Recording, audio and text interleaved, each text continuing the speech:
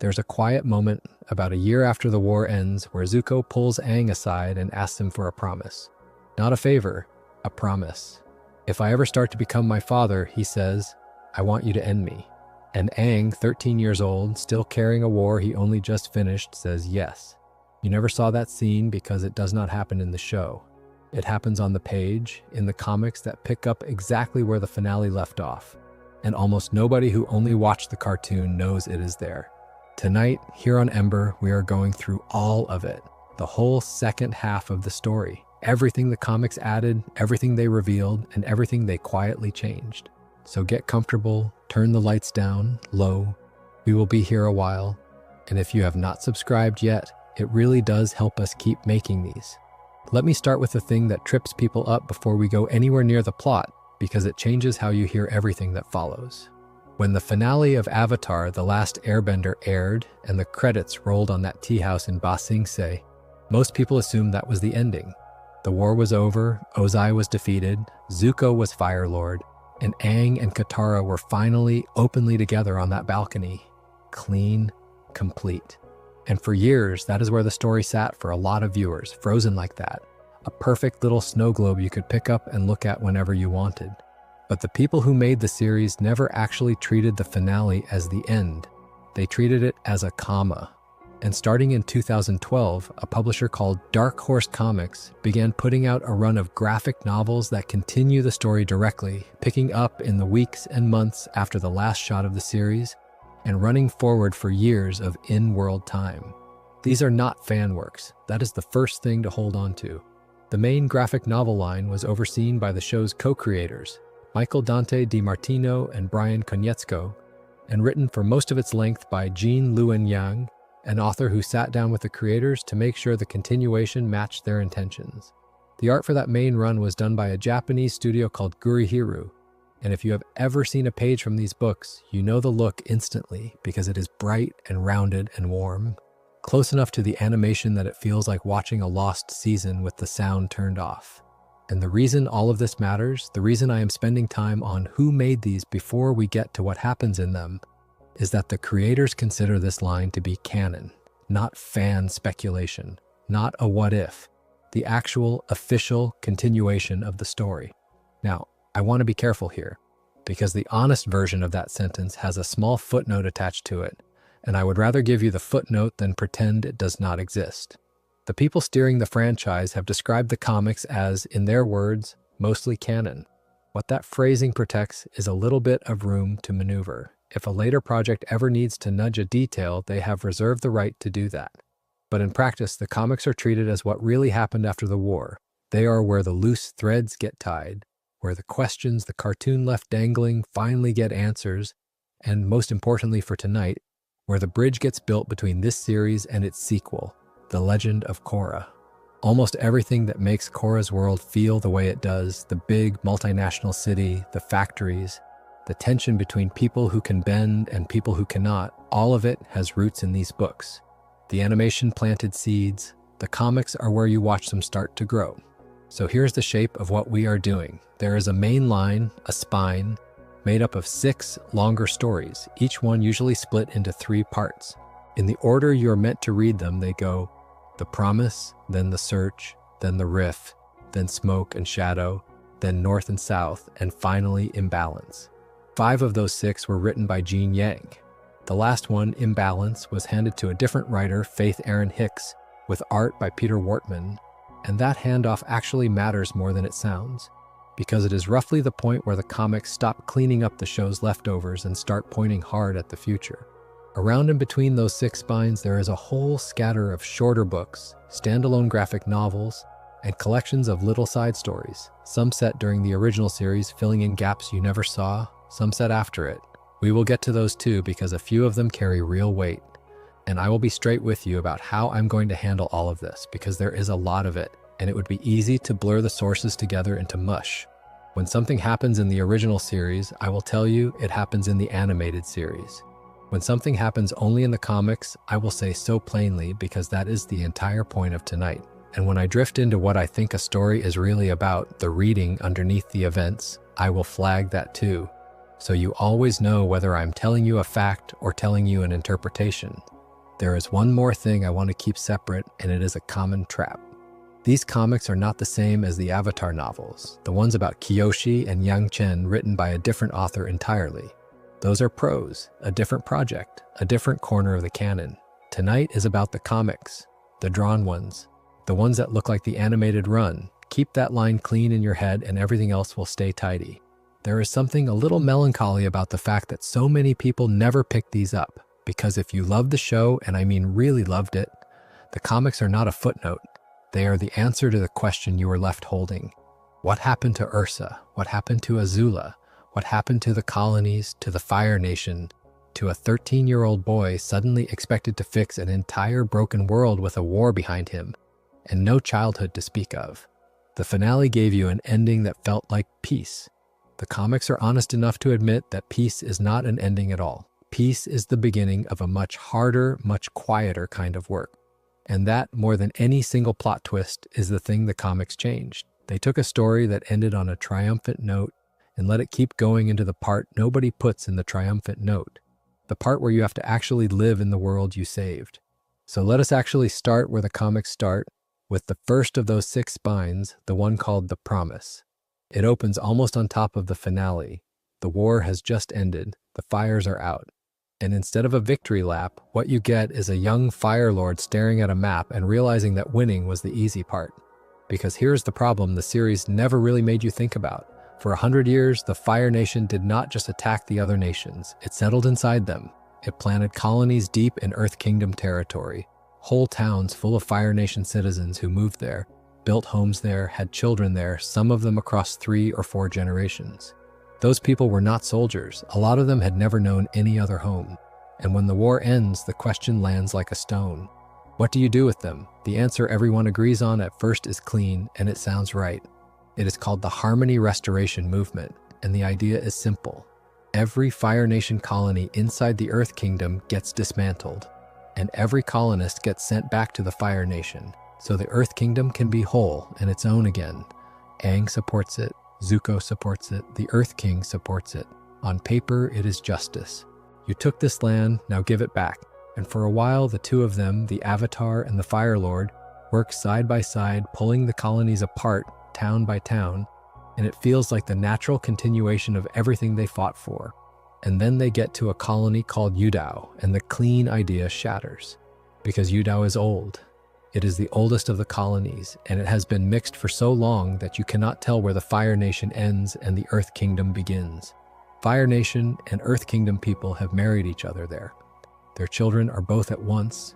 There are families where a firebending father and an earthbending mother are raising kids who belong to a nation that does not officially exist. And Zuko walks into that town and understands in a way that hits him physically that if he carries out the plan he agreed to, he is not restoring harmony.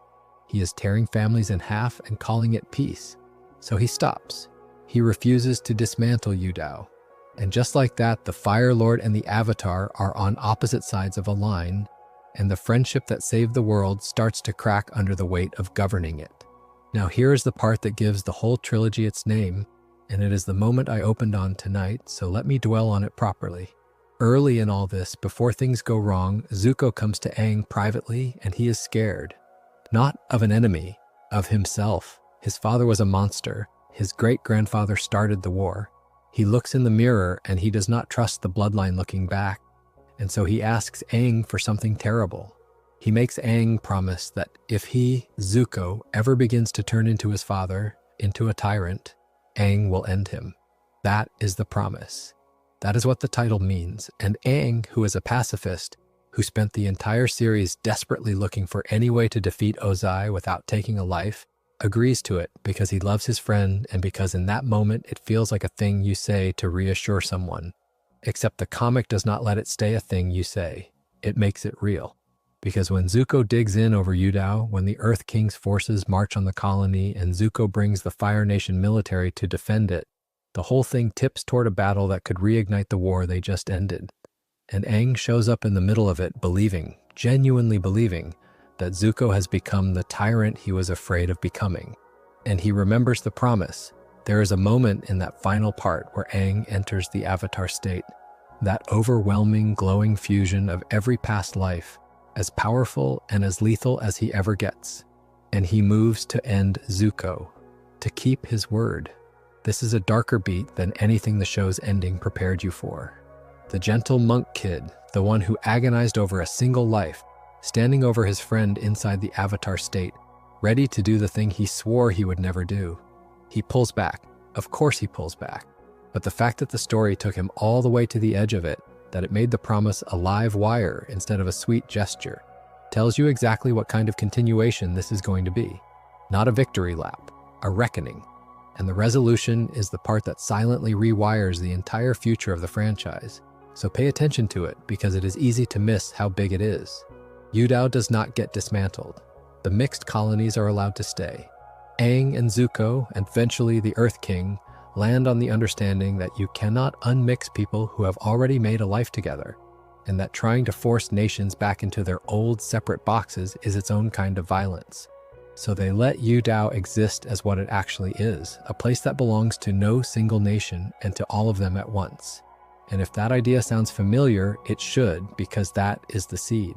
That mixed multinational city, protected instead of erased, is the first version of what will eventually become the United Republic of Nations, and its capital, the place you will spend all of the Legend of Korra walking through, Republic City.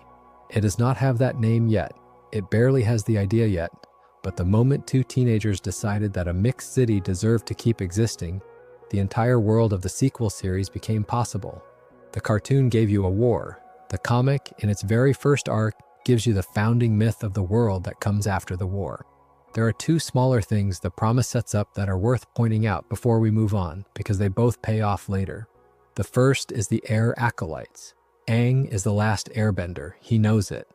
And he is 13, which means the entire future of a culture, a religion, a whole way of living, rests on one grieving kid. So in this arc, he begins to formalize a group of people who are not benders at all, who simply want to learn and preserve air nomad customs, the philosophy, the traditions, the way of life. They are called the Air Acolytes, and it is a bittersweet solution because acolytes can keep the culture alive, but they cannot bring the airbending back. That will not happen for a very long time, not until events in Korra's era that are far beyond these books. For now, it is one boy trying to make sure that when he is gone, something of his people survives, even if it is only the songs and the stories and the tattoos. The second thing is smaller and warmer, and honestly a relief after all that. Aang and Katara. The show ended on that balcony, on that kiss, and left it there. The comics simply confirm it, plainly on the page. They are a couple now, young, a little awkward about it, figuring out what it means to be the Avatar's girlfriend and the Avatar's boyfriend, while also trying to hold a fragile world together, but together, openly, canonically. And there is a lovely running thread in the promise about Aang being so worshipped, so mythologized as this savior figure, that people start treating him like a living monument, and Katara has to keep reminding him and everyone else that he is a 13-year-old boy who needs to be allowed to just be a person, which, if you think about it, is the same argument the whole trilogy is making at a bigger scale. That you cannot flatten complicated living things into clean symbols. Not colonies, not cultures, and not the kid everyone decided was a god. So that is what the first comic changes. It takes the tidy triumph of the finale and complicates it on purpose. It says the war ending did not fix the world. It just changed which problems you were allowed to have. And it plants, right there in the first 3 books, the exact soil that everything else will grow from. If you only ever read one of these, honestly, this is the one that reframes the most. Because after the promise, you can never again think of that balcony kiss as a clean ending. It was a doorway. And on the other side of it was a whole world's worth of work. If the promise is the arc that quietly rewrites how you read the ending, the next one, The Search, is the one that answers the single biggest question the entire series left hanging. And I do not say that lightly. Think back to the animation. Think about Zuko standing in front of a mirror, or Zuko in his darkest moments, and the one thing that never leaves him. Where is my mother? His mother, Ursa, vanished from the palace when he was a boy, on the night his grandfather Azula died, and his father Ozai took the throne. The original series tells you she disappeared, and it lets you feel the wound of it, but it never tells you where she went, or why, or whether she was even alive. There is a scene late in the series where Ozai, cornered, seems about to reveal her fate, and the moment is snatched away. For years, that was it. That was all anyone had. Ursa was a hole in the middle of Zuko's story, shaped exactly like a mother. The Search is the comic that walks into that hole. And the way it does it is rather brilliant, because it does not just hand you an answer, it makes Zuko go and get it. And it forces him to bring the last person on Earth he wants beside him. Azula, his sister, who by the end of the show has completely fractured, broken down sobbing and screaming in the ruins of her own coronation, is pulled out of the institution she has been kept in and brought along on the journey because she remembers things about that night that Zuko does not, and because she is the only other person who shares the wound.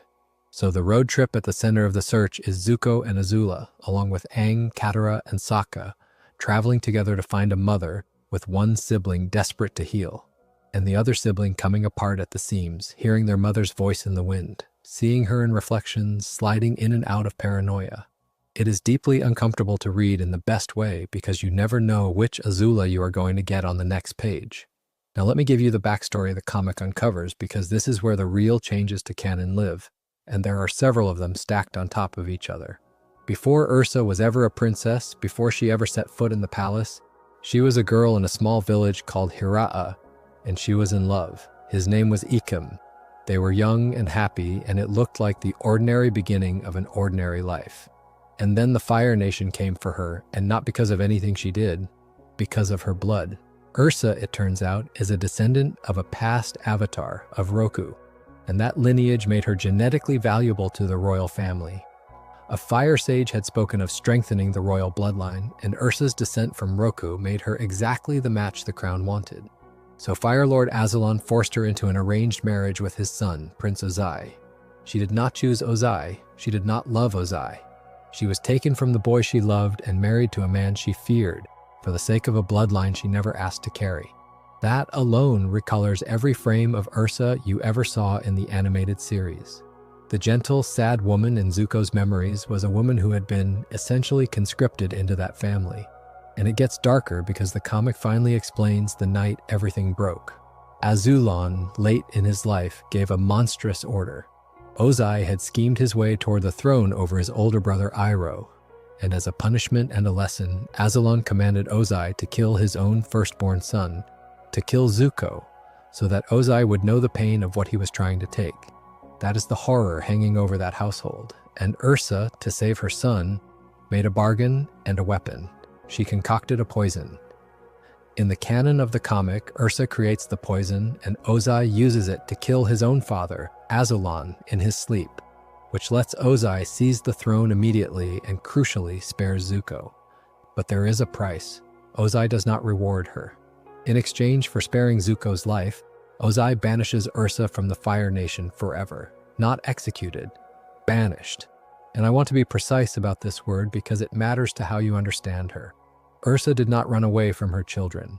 She did not abandon them in the ordinary, careless sense the word usually means. She was cast out on pain of her son's death and told never to return. She left to keep Zuko alive. That is a completely different story from the one a casual viewer might have assumed. So where does a banished former princess go? She goes home. Ursa returns to Hira'a, the little village, and she finds Ikem again, the boy she was torn away from, except he is not quite the same, because losing her broke something in him too, and he had gone to a spirit and taken on a new face and a new name, living now as a man called Norin.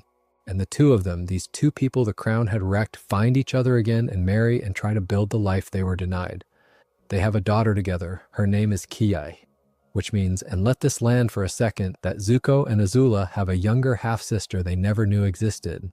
A little girl growing up happy in a village while her half-brother rules an empire and searches the world for the mother they share.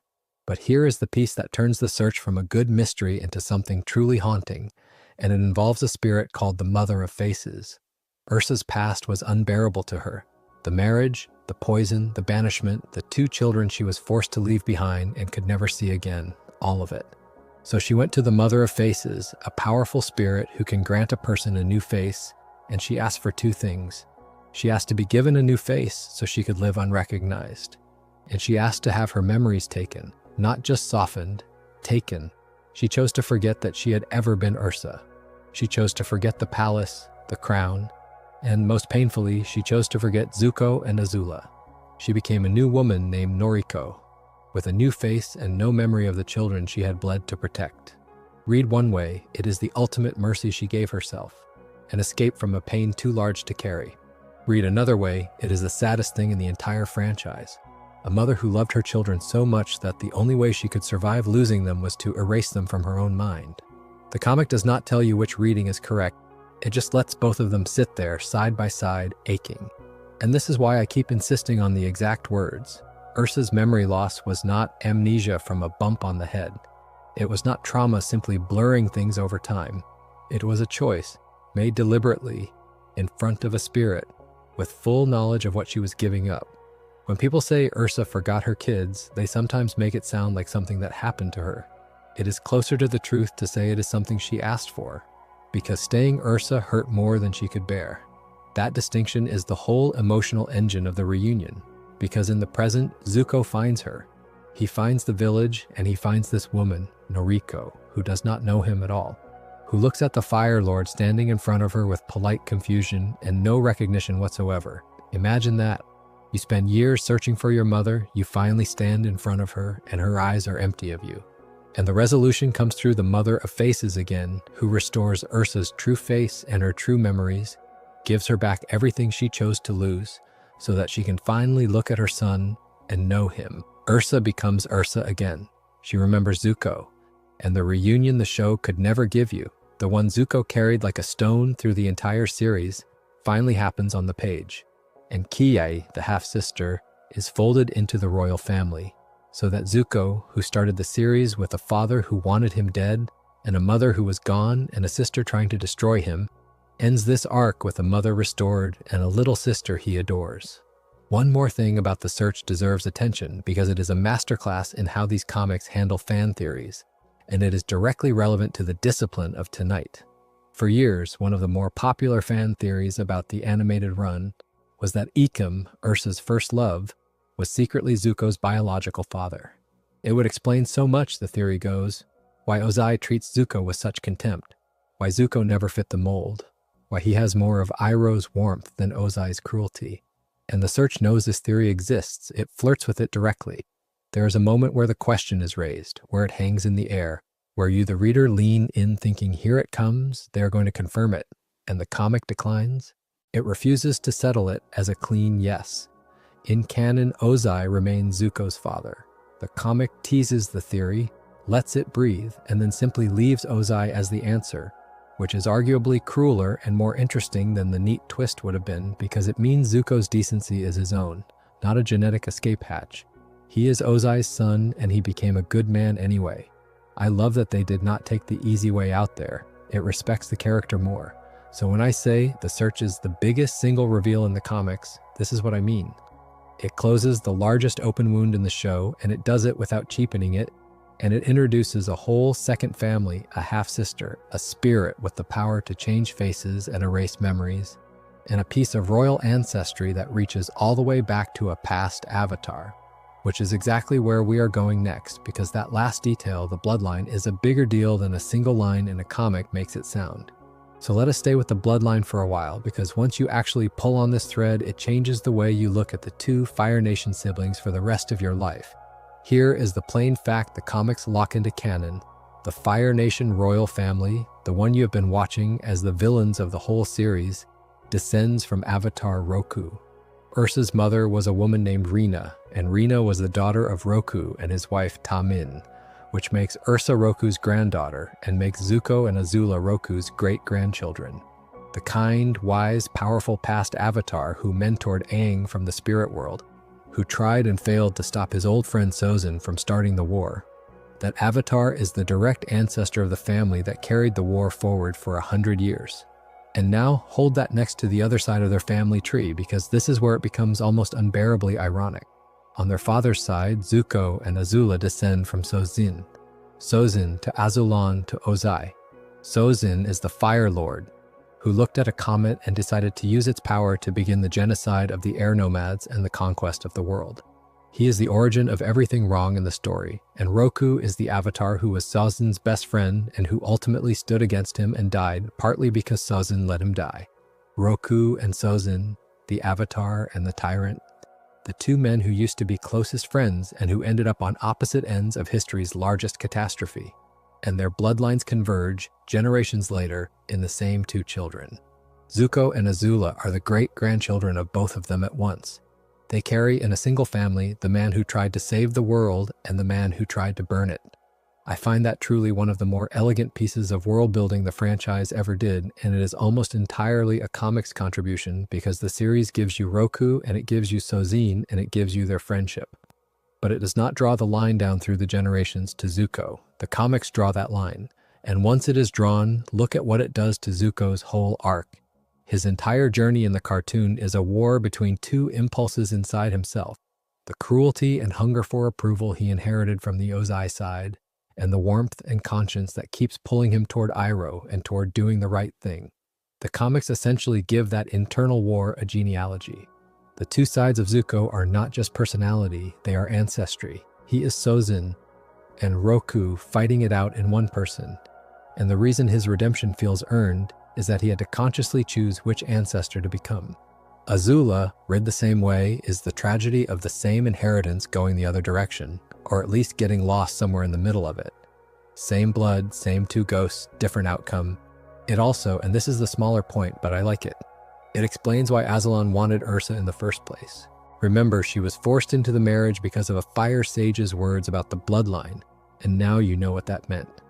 Marrying a descendant of Roku into the line of Sozin was not random. It was, in some cold dynastic logic, an attempt to fold the power and prestige of an avatar's lineage into the ruling family.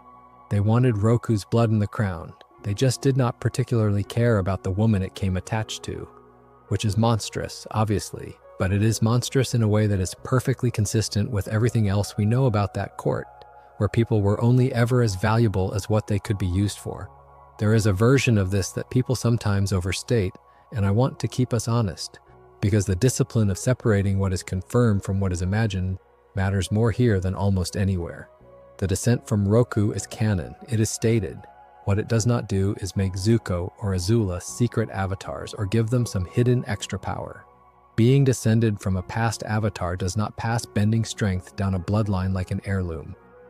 The avatar is chosen by reincarnation across the cycle of nations, not inherited through a family.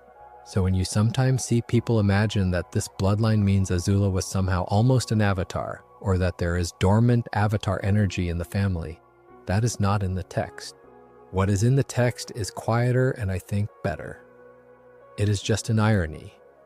A terrible, beautiful irony that the family that spent a century as the face of the war was also carrying in its own veins the blood of the peacemaker who tried to stop it and never knew what to do with that inheritance. And that is really the theme this whole thread lands on for me. The comics take the show's biggest villains and they refuse to let them be simply evil by nature, because they hand them an ancestor who was the opposite of evil, and say, look, it was always in there, the other option was always in the blood too. Zuko chose Roku, Ozai chose Sozin.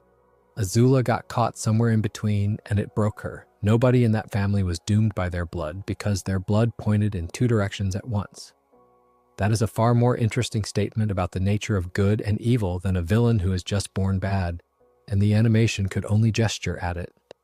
It took the comics, drawing one careful line from Roku down through Ursa to her children to make it real.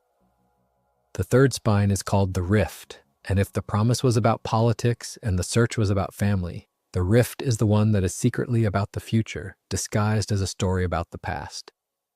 It swings the focus back to Toph, who had been sitting out the search entirely, and it is the arc where you can feel the world starting to change shape under everyone's feet, moving from the world of the original series toward the world of Korra.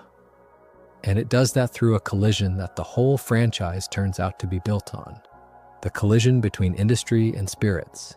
It starts with Aang getting visions, garbled, insistent images of a past avatar he does not know well, an air nomad avatar named Yangchen. Now I want to place Yangchen for you correctly because the order is easy to scramble and the details matter. The The cycle of avatars just before Aang runs backward like this. Before Aang, there was Roku of the Fire Nation. Before Roku, there was Kyoshi of the Earth Kingdom, the enormously long-lived warrior Avatar. Before Kyoshi, there was Kuruk of the Water Tribe. And before Kuruk, there was Yangchen of the Air Nomads. So Yangchen is 4 avatars back from Aang, the last Air Nomad avatar before him. And she was famous in her own time for being extraordinarily devoted to keeping humans and spirits in balance. That reputation is the whole key to the rift. Aang is receiving these visions on the eve of a festival that honors Yangchen, and he wants to lead his friends in celebrating it properly in the old air nomad way. He is trying to be a good airbender to keep his dead culture breathing. But the place they travel to for all this is not a quiet shrine anymore. It has become the site of something brand new for this world. A joint industrial venture, a refinery, the first real partnership between Fire Nation and Earth Kingdom money and technology working together, mining and refining and belching smoke, combining bending and machinery in ways nobody had really seen before. It is progress. It is jobs. It is fire and earth cooperating in peacetime instead of killing each other, which is exactly the kind of thing Aang and Zuko wanted. And it is poisoning the land and the river it sits on. That tension, the good thing and the bad thing being the same thing, is the beating heart of the rift. And it is the exact tension that the entire Legend of Korra will later be built out of, because the site is sacred. It turns out that a vengeful spirit lives there, an enormous and ancient being the story calls General Old Iron, and he wants to destroy the human settlement entirely. And his reasons go all the way back to Yangchen's era, which is why Aang keeps seeing her. In Yangchen's time, a human city stood on that same ground, and Old Iron had a friend, a beloved spirit named Lady Tianhai. And when she died, Old Iron was ready to raze the human city to the ground in his grief and his rage. It was Yangchen who stepped in. Yangchen brokered a truce, a pact. The humans would abandon that sacred site and honor the spirits who dwelled there, and in exchange, Old Iron would spare them.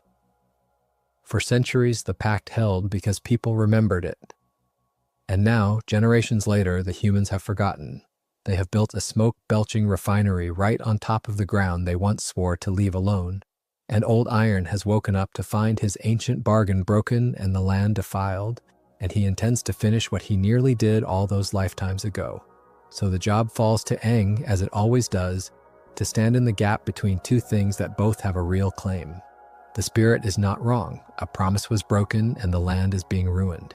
The humans are not simply villains either. They did not know, most of them, and they are trying to build a future. Aang has to renegotiate an ancient pact for a modern world, and he has to do it while measuring himself against Yangchen, the predecessor who managed the same crisis with a grace he is not sure he has. It is a very Avatar dilemma, and the resolution leans, as these stories tend to, toward a new balance rather than a clean win for either side. Humans and spirits have to find a way to share a world that is changing whether anyone likes it or not. And this is why I keep saying it is the arc that is secretly about the future. Everything the Rift is worried about is the thing Korra will be drowning in. Industrialization racing ahead of wisdom.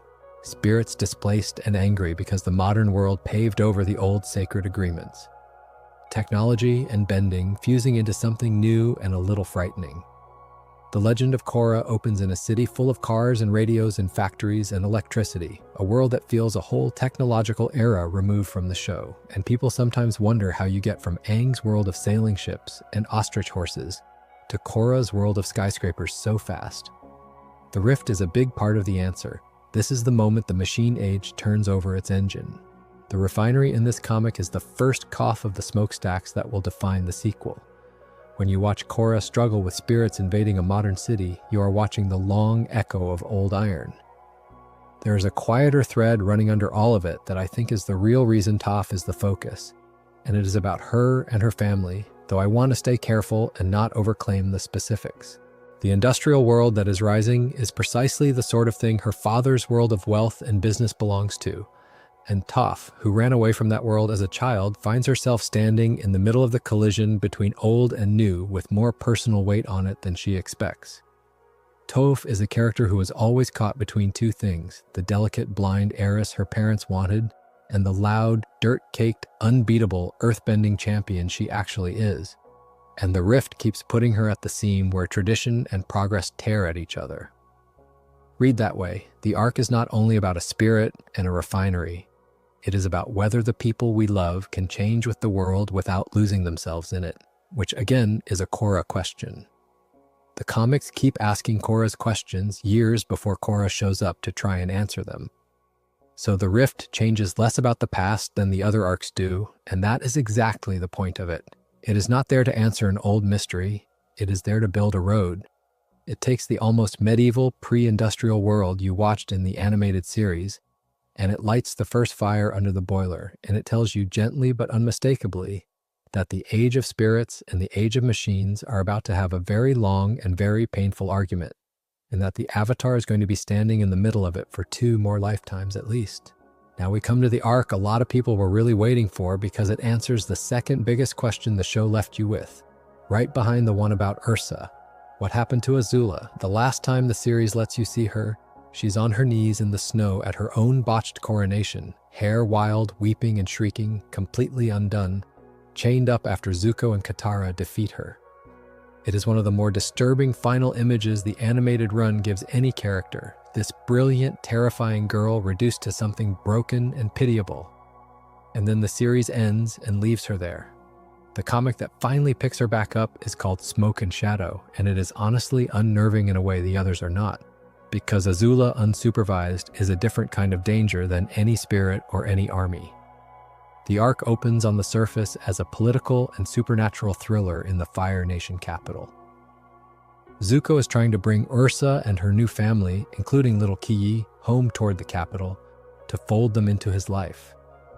But his hold on the throne is shakier than the war's ending made it look. There is a faction rising against him, people who think Zuko is weak, too gentle, too willing to give away what the Fire Nation conquered, and they want the old days back. They organize into something called the New Ozai Society, and it is led by a man named Ukano, who happens to be Mai's father, a former official who wants to see Ozai's vision restored and Zuko removed. So already Zuko is dealing with a homegrown insurgency built out of people who preferred him as a villain's son. And then the terror starts. Legendary figures out of Fire Nation ghost stories begin to appear in the capital at night. They are called the Kimura Cage, spirits of smoke and shadow, women out of an old and frightening folktale. And the story about them is that they steal children away in the dark, and children do start disappearing. One by one, Fire Nation families wake to find their little ones gone, and these smoke shadow women are seen drifting through the streets, and the whole city tips into panic. It plays like a haunting. It plays like the return of something ancient and vengeful, the way Old Iron was in the previous arc. And the terror does exactly what terror is designed to do. It makes people beg for a stronger hand. It makes them think maybe Zuko is too soft to protect them, maybe the city needs a harder ruler, maybe the new Ozai Society has a point. The fear is corrosive and it is aimed straight at the crown. Here's the twist, and it is a good one. The Kimura Cage are not spirits at all. They are imposters. It is Azula and a group of followers she has gathered, dressed and moving as the legendary Smoke Women, staging a supernatural terror campaign with completely human hands. Azula, it turns out, escaped from the institutional care she had been placed in after her breakdown, and she has been out in the world, gathering loyalists, watching her brother, and building this.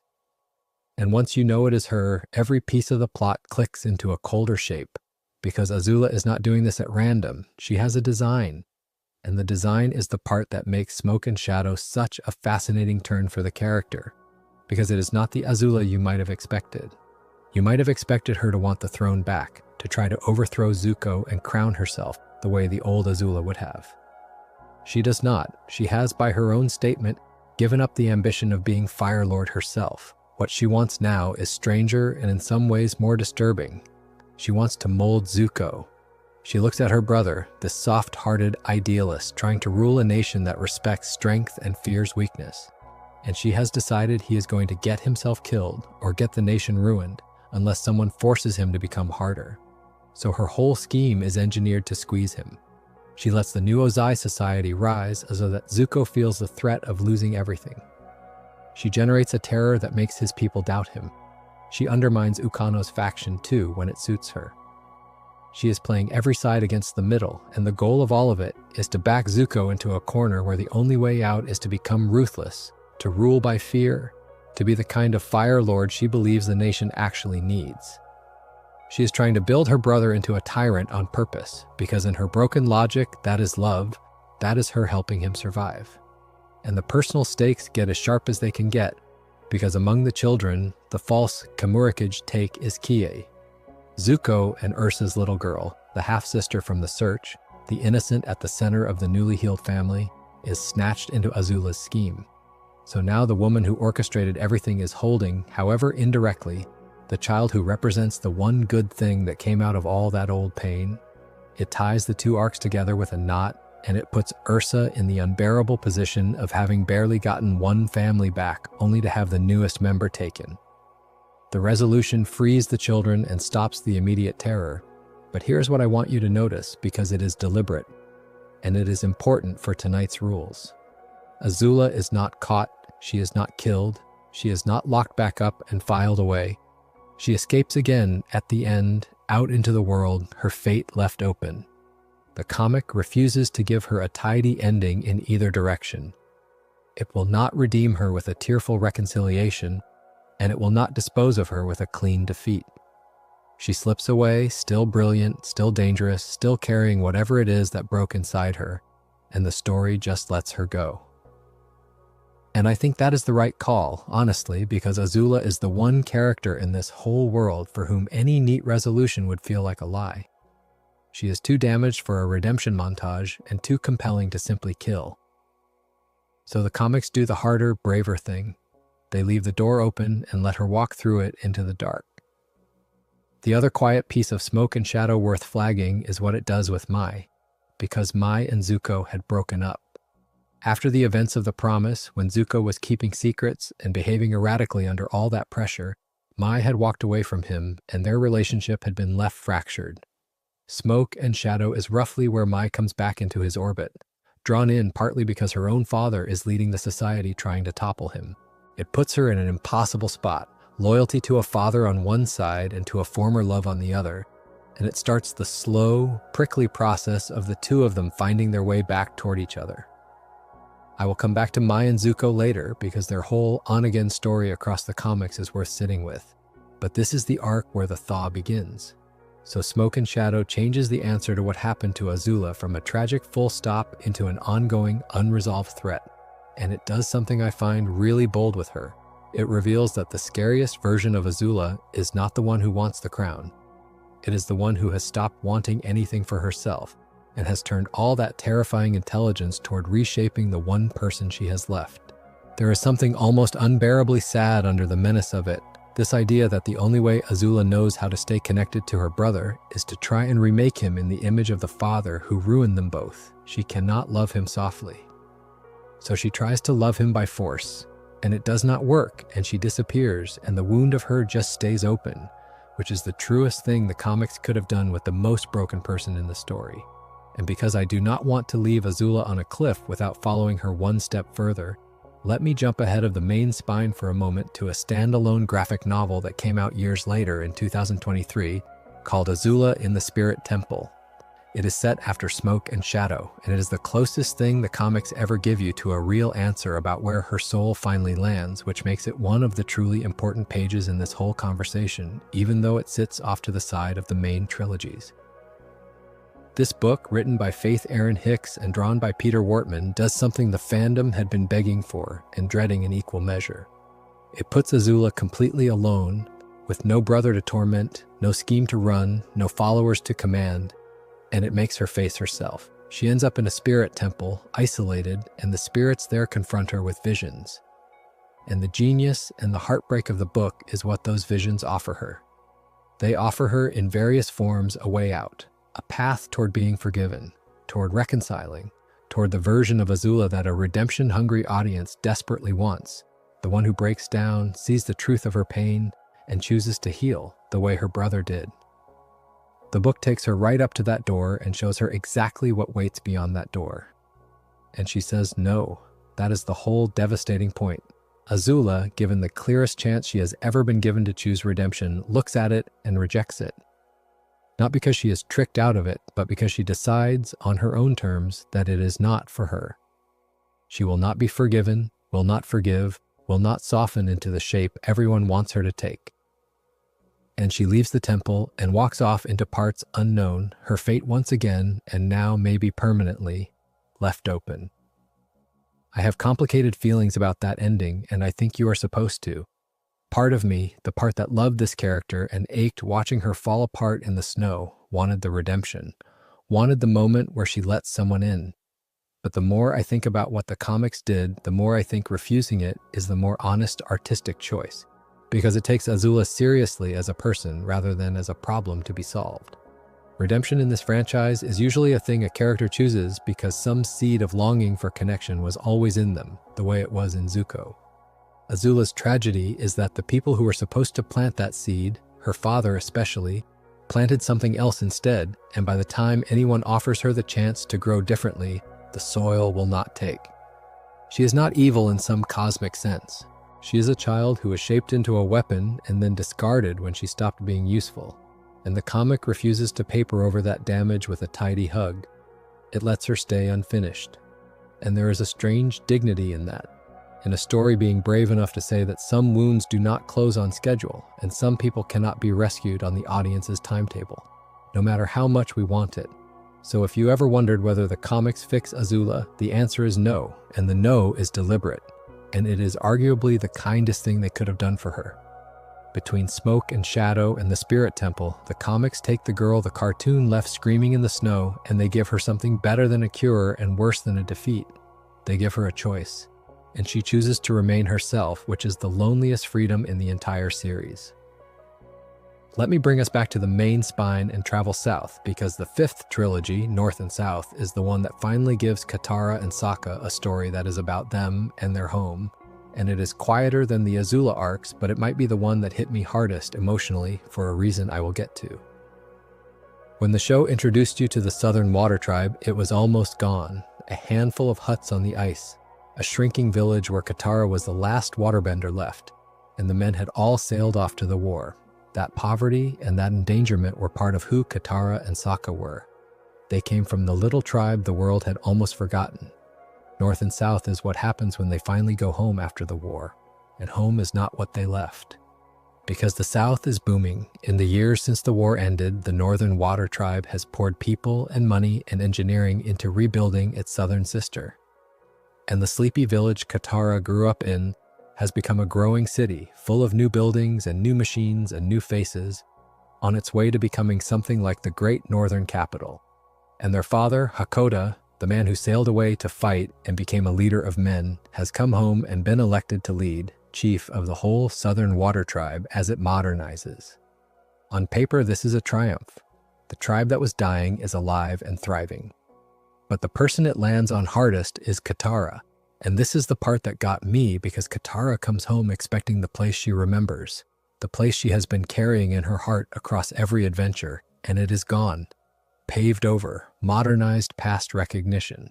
And she has to grieve a home that did not die but simply changed without her, which is a very particular and very real kind of loss.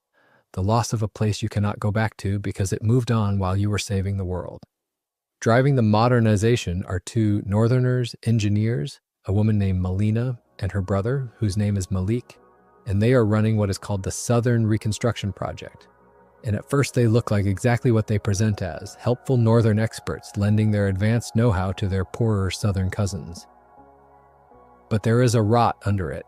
The leadership of the North does not entirely see the South as an equal. They see it as a place that cannot properly manage its own resources, and the South, it turns out, is sitting on something valuable: oil.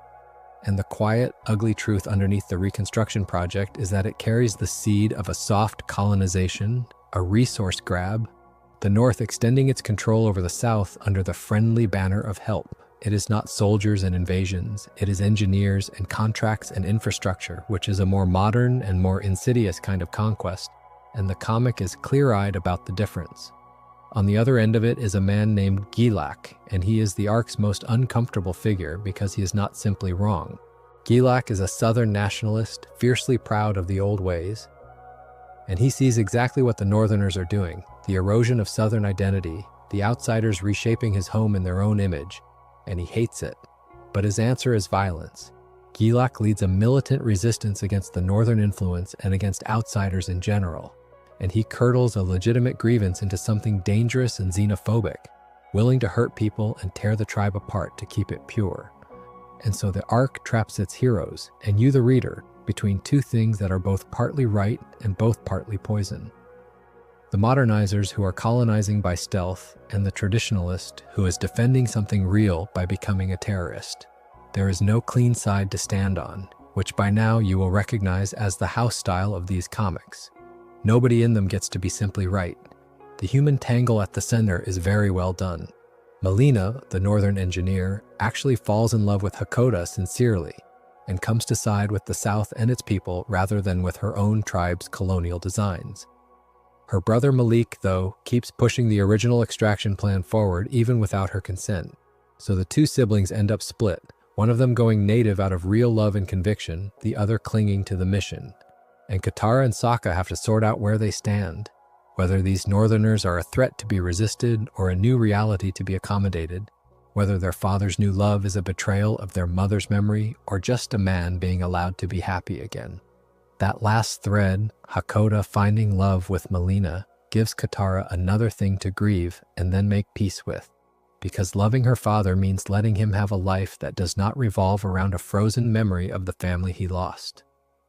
Now here is why North and South matters beyond its own story, and it is the same reason all these comics matter. Watch what it is setting up.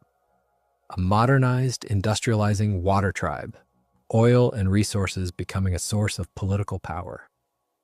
And a deep, unresolved tension between North and South, between tradition and progress, between two halves of the same people who no longer entirely trust each other. If you have seen The Legend of Korra, you know exactly where this goes.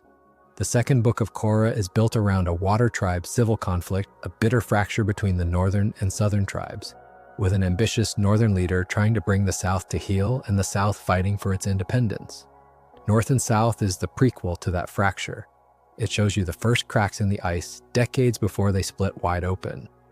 The oil money, the wounded Southern pride, the resentment of Northern control, all of it starts here, in a story about two siblings coming home and finding home unrecognizable. There is a smaller, sweeter thing this arc does that I do not want to skip, and it is about Sokka. Sokka in the animation is often the comic relief, the plan guy, the boomerang, and the sarcasm. North and South lets him be a young man thinking seriously about his people's future, about what modernization costs and what it saves, and it gives him room to be thoughtful in a way the original series did not always have time for. He is a Southern boy watching his home turn into something new and trying to figure out whether that is a tragedy or an opportunity, and the comic trusts him to wrestle with it. It is the kind of quiet character growth that only really becomes possible once the war is over, and the characters have space to breathe and think about who they want to be in peacetime rather than just how to survive. So what does North and South change?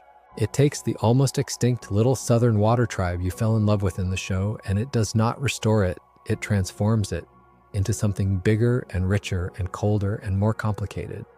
And it makes the heroes reckon with the fact that saving the world means the world you saved will not stay the shape you remember. And it lays the first stones of the water tribe conflict that Korra will inherit. But the thing I keep coming back to is the smallness of it, the personal ache under the geopolitics. Katara standing in a city that used to be her village, unable to find the place she grew up in, having to accept that even the things you fight hardest to protect will change on you the moment you turn your back. That is such a grown-up thing for this franchise to say to its audience of kids who watched the animated series, and it is just the sort of thing the comics could say that the animated run, ending on a triumphant note, could not. Which brings us to the last of the 6 main trilogies, and in some ways the single biggest one for understanding where the whole franchise is heading, a story called Imbalance. And the first change is worth naming before we even get to the plot, because it is structural. Imbalance is the first mainline trilogy not written by Gene Luen Yang. It was written by Faith Aaron Hicks, with Peter Wortman on art, and that handoff is not just a credits change. It is roughly the moment the comics stop being about tying off the series' loose ends and start being, openly and unmistakably, a prequel to The Legend of Korra. Everything before this was answering questions from the past. Imbalance is asking the question that the entire sequel series will be built on. What happens when the world decides that bending itself is the problem? The setting is a place we have technically been near before because it takes the gang back to the industrial world, the rift introduced, to the town that has grown up around earth and fire industries, the factory owned by Toph's father, Lao Beifong. That boomtown has a name, and it is a name you should hold on to because it is one of the load-bearing names in the whole franchise, even though it sounds like a joke. It is called Cranefish Town. And Cranefish Town is exploding, growing fast and messy and rich, a frontier city full of benders and non-benders, factory owners and factory workers, all crammed together chasing the new industrial money. It is the future arriving all at once in a place that was wilderness a few years ago. The engine of the conflict is so sharp and so relevant that it barely feels like a fantasy story at all. The new machines have started to make bending obsolete as labor. For generations, if you needed heavy work done, moving earth, forging metal, hauling and building, you hired benders because a bender could do the work of many ordinary people. Bending was not just a power, it was an economy. It was how a lot of people made their living and held their status, and now the factories have machines that can do that work without any benders at all, cheaper and tireless. And suddenly the non-benders who own and run those machines are getting rich and powerful, while the benders who used to be indispensable are being pushed out of the jobs that define them. So you get resentment flowing in both directions. Benders who feel their birthright and their livelihood being stripped away by soulless machinery. Non-benders who have spent their whole lives being treated as lesser, as ordinary, in a world that worships people born with power, and who now finally have leverage and are not inclined to be gracious about it. The town splits along that fault line, bender against non-bender, and it turns violent. The figure stoking it is a wealthy woman named Liling, and she is a specific and interesting kind of antagonist. She is a bender supremacist. She truly believes benders are superior, that they are meant to rule, and she works, with the help of her daughters, to inflame the conflict and organize the benders against the non-benders, to put benders back on top where she thinks they belong. But, and this is what makes Imbalance so mature and a little frustrating in the best way, there is no villain to simply punch here. Liling is manipulating things, yes, but she did not invent the grievances. The bender resentment is real. The non-bender resentment is real. The economic terror underneath all of it, the fear of your whole way of life becoming worthless overnight, is real, and it belongs to actual people on both sides. You cannot solve this by defeating a bad guy, because the problem is not a bad guy. The problem is a whole society coming apart at a seam nobody knew was there until the machines pulled it open. Now here is the scene that is, for my money, the single most important individual moment in all of the comics for understanding Korra. And it is a conversation, not a fight. As the crisis peaks, the gong debates what to do about Liling, and Toph, being Toph, floats the blunt solution. Aang has the power to take a person's bending away. He did it to Ozai at the end of the war, so why not just do it to Liling, strip her bending, defang the supremacist, end the threat. And it is Katara who pushes back, and what she says is the whole thematic keystone of the sequel series, arriving years early. She argues that taking away someone's bending is not a clean surgical fix. She frames it as destroying a part of who someone is, as something violent.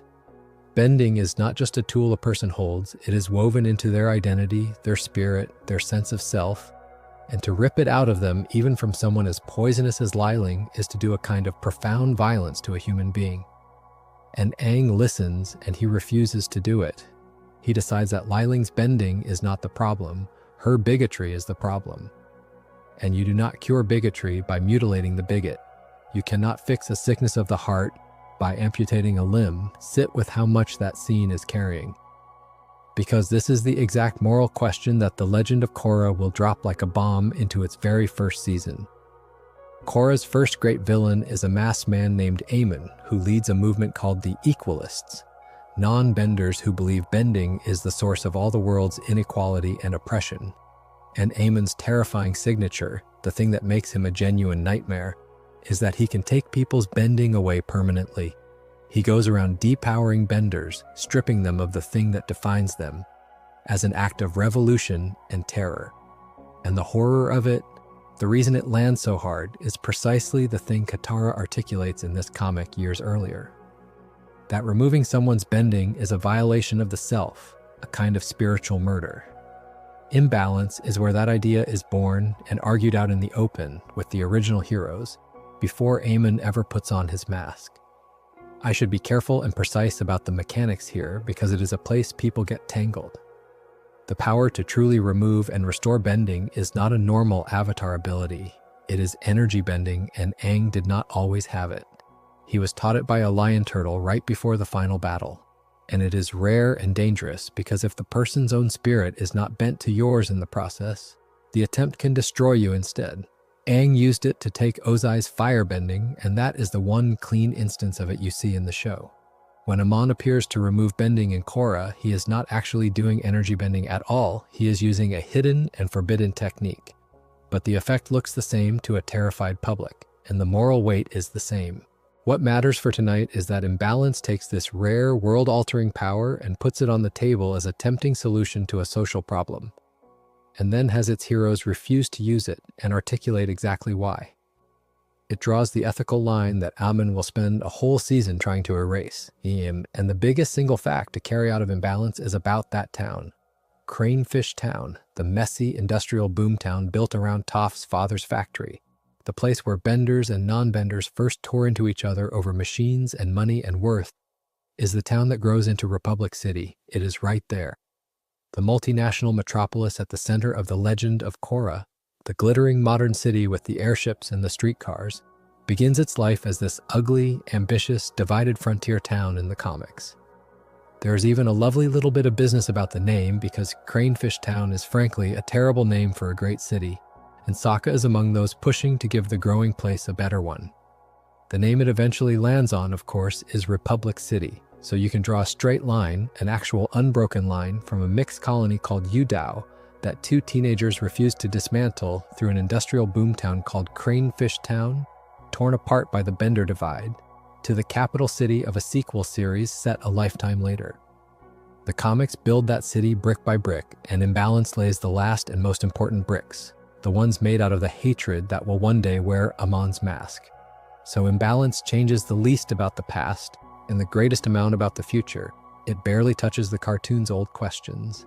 Instead, it reaches forward and hands the Legend of Korra its founding wound, the bender versus non-bender divide. And it does it with a moral seriousness that refuses easy answers. There is no bad guy to beat.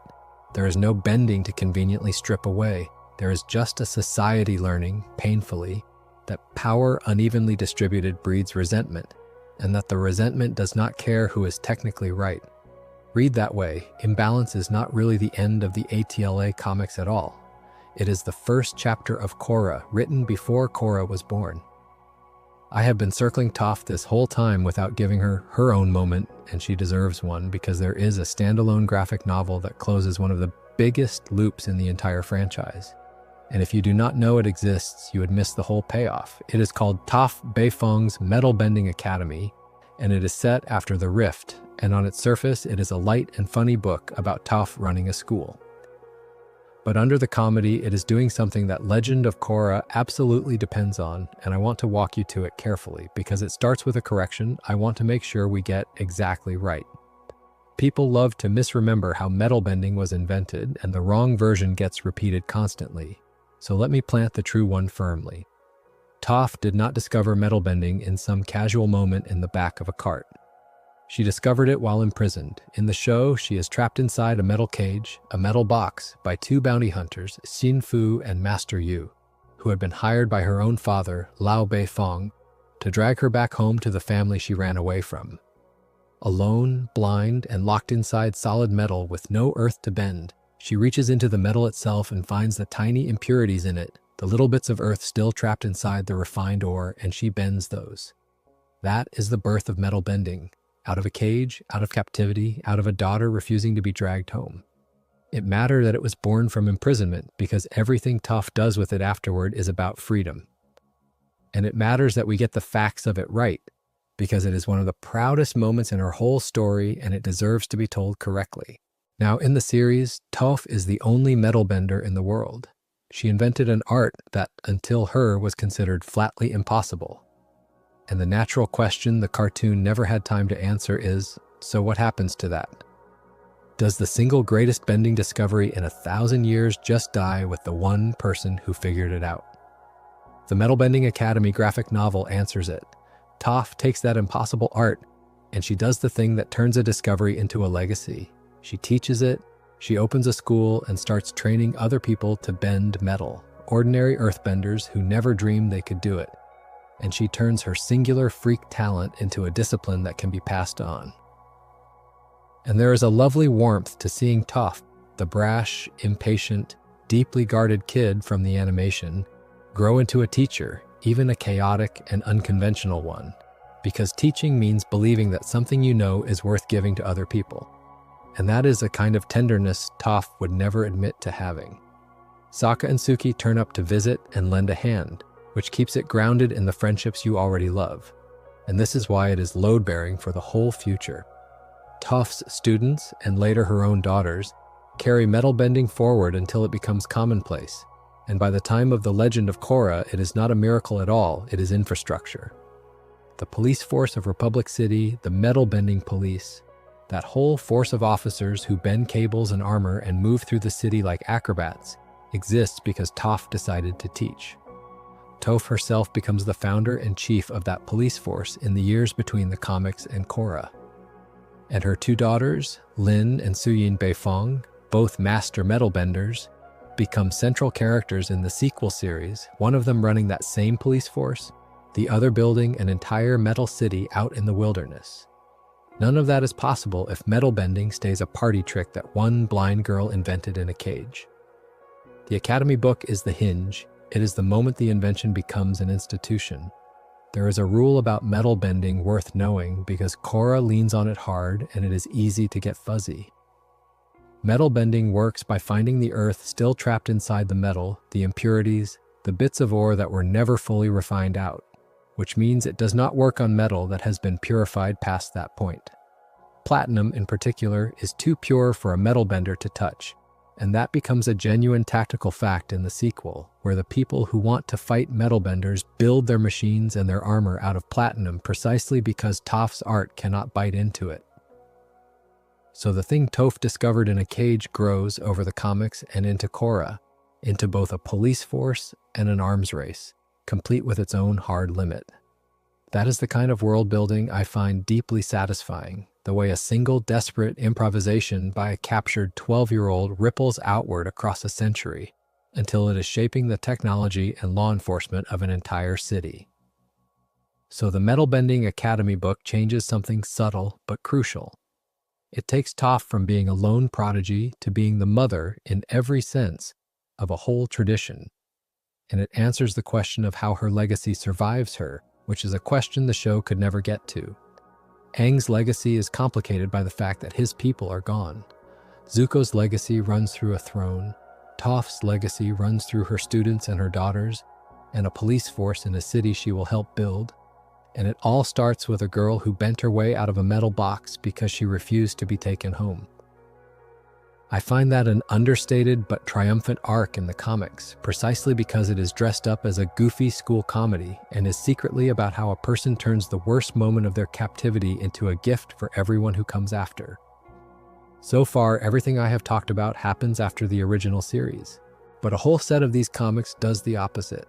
They reach back into the years you already watched and fill in the gaps between the scenes, the moments the animated series did not have time for.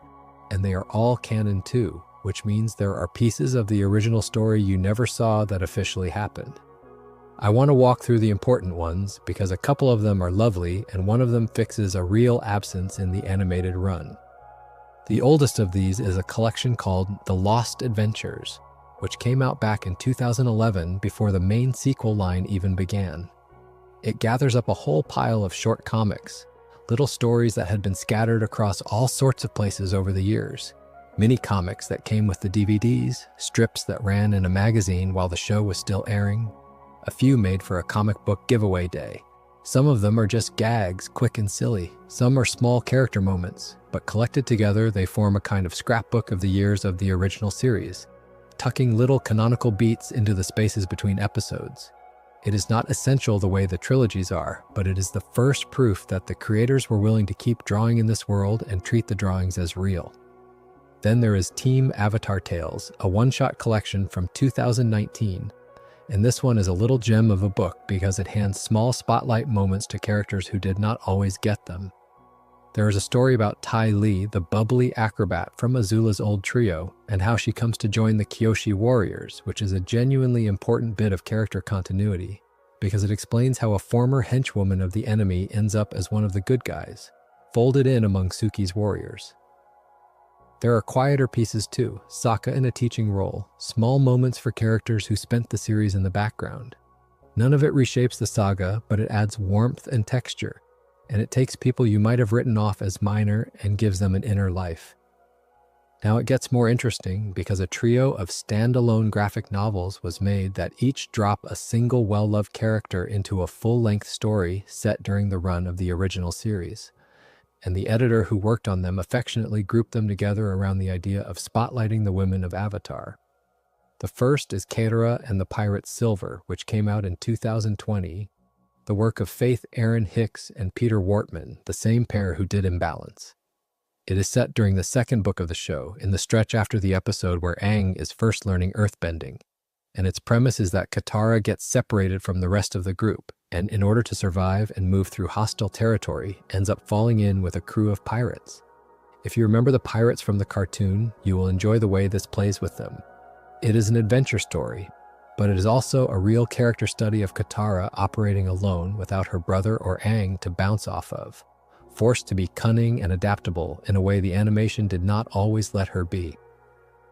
Seeing her have to survive on her wits, apart from the family that usually surrounds her, is the whole appeal. The second of that trio is Suki Alone from 2021, and this one really fills a hole that always bothered attentive viewers of the original series.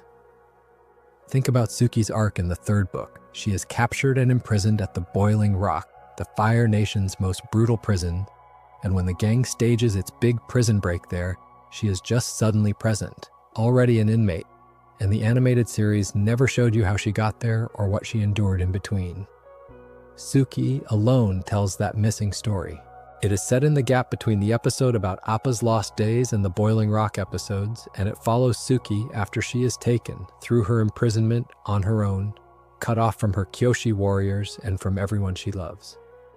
And it is a harder, lonelier book than most of these, because it is about a proud warrior stripped of her sisters and her armor, and made to endure captivity with nothing but her own resolve. It also expands the Kyoshi warriors themselves, their bonds, their culture, what they mean to each other, so that when you go back and watch the animated run, Suki's stoicism at the prison carries a weight it did not have before, because now you know exactly what she went through to earn it. And the newest entry in this whole corner, so new it is essentially the freshest Avatar comic there is a series called The Kyoshi Warriors, which began publishing in 2026 as a set of monthly single issues rather than one collected book. And I have to be careful here because the name invites a very common confusion, and I want to steer you clear of it. This is not a story about Avatar Kyoshi herself, the enormously long-lived past Avatar. Kyoshi's own deep backstory lives in the prose novels, which are a separate project we are keeping distinct tonight. The Kyoshi Warriors comic is about Suki's warriors, the elite fighting women named in Kyoshi's honor, and it is set during the second book of the show, sending the Kyoshi warriors into the war on the Earth Kingdom mainland, serving under a general, taking a more direct role in the fighting than the series ever depicted. It is written by a different creative team, and it is a reminder that this world is still being actively expanded, that new canon is still being drawn even now, decades after the cartoon first aired. There are stories being added to Avatar's second book that did not exist when most of us first watched it. What do all of these change, taken together? Individually, not much. And I want to be honest about that rather than oversell them. None of these fill-in stories rewrites the saga the way The Search or Imbalance does, but collectively they do something I find quite moving. They take a finished, closed thing, a television show that ended, and they keep it porous. They keep finding room inside the story you already know, small gaps between the frames where more life can be tucked in.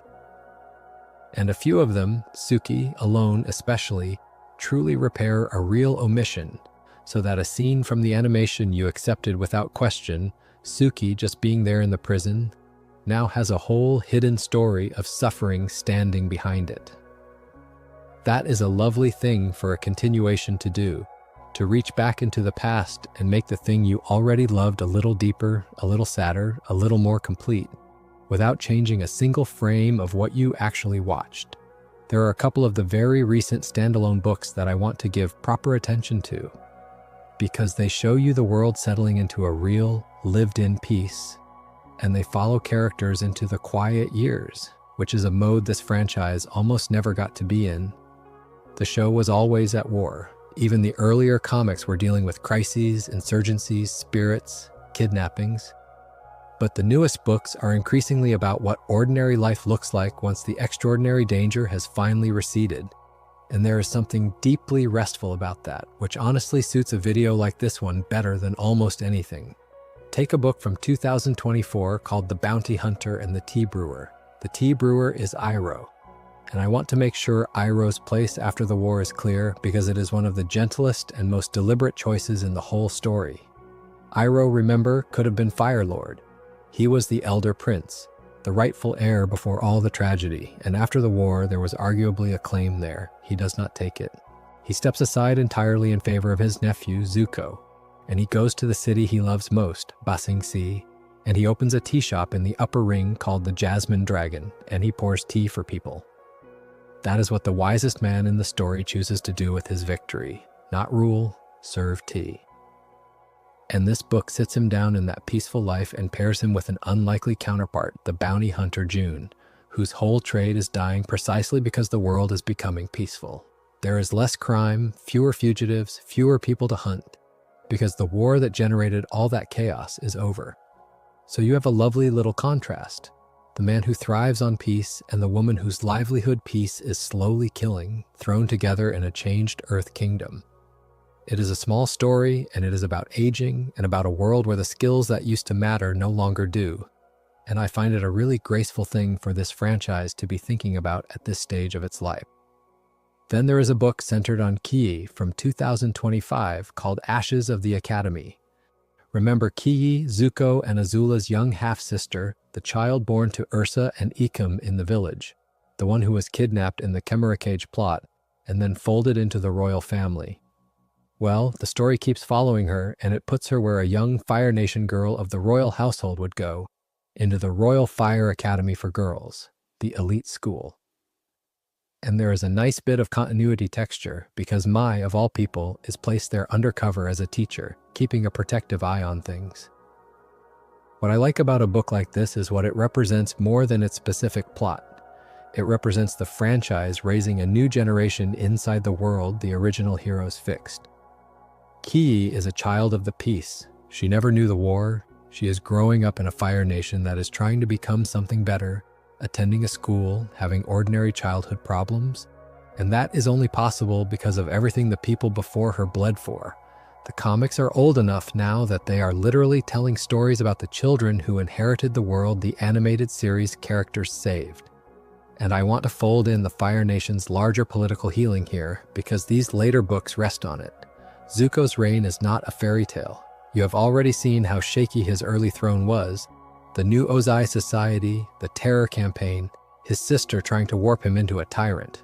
But across the arc of the comics, Zuko does hold on, and he grows into the ruler he was afraid he could never be, the one who is strong without being cruel, which was the exact thing Azula insisted was impossible. And the man he was most afraid of becoming is neutralized about as completely as possible. Ozai is alive, but he is powerless. He sits imprisoned, his firebending stripped away by Aang at the end of the war, and he never gets it back. Not in any of these books. He is not a lurking, bending threat waiting to break out and menace the world again. He is a defeated, defanged old man in a cell, and his son rules the nation he tried to make into an empire. There's a kind of poetry in the completeness of that reversal, and the comics are disciplined enough never to undo it for the sake of a cheap, dramatic return. The war does not come back.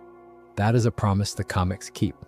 The stakes stay political and personal and human, never another Fire Lord's war of conquest. Because the whole point of this era is that the age of that kind of war is over, and now everyone has to figure out the much harder art of living together. So these newest books change the register more than the facts. They take a saga that started with a boy frozen in an iceberg and a world on fire, and they let it become finally a story about tea shops and schools, and aging bounty hunters and children who never knew the war. And I think that is a beautiful place for a franchise to arrive, because it means the peace the heroes won was not just a plot resolution, it was real enough to build ordinary lives inside of. The greatest sign that Aang and his friends actually succeeded is that the comics can now afford to tell such small, gentle human stories in the world they left behind.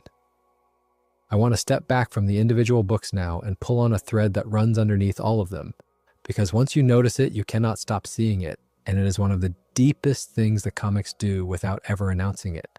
The spirits come back. Think about the original show. Spirits are present in it, certainly. There is Heibai, there is Ko the Face Stealer, there is the ocean and moon spirits at the North Pole. There is Aang's whole role as the bridge between the human world and the spirit world. But for long stretches of the series, the spirits are on the edges.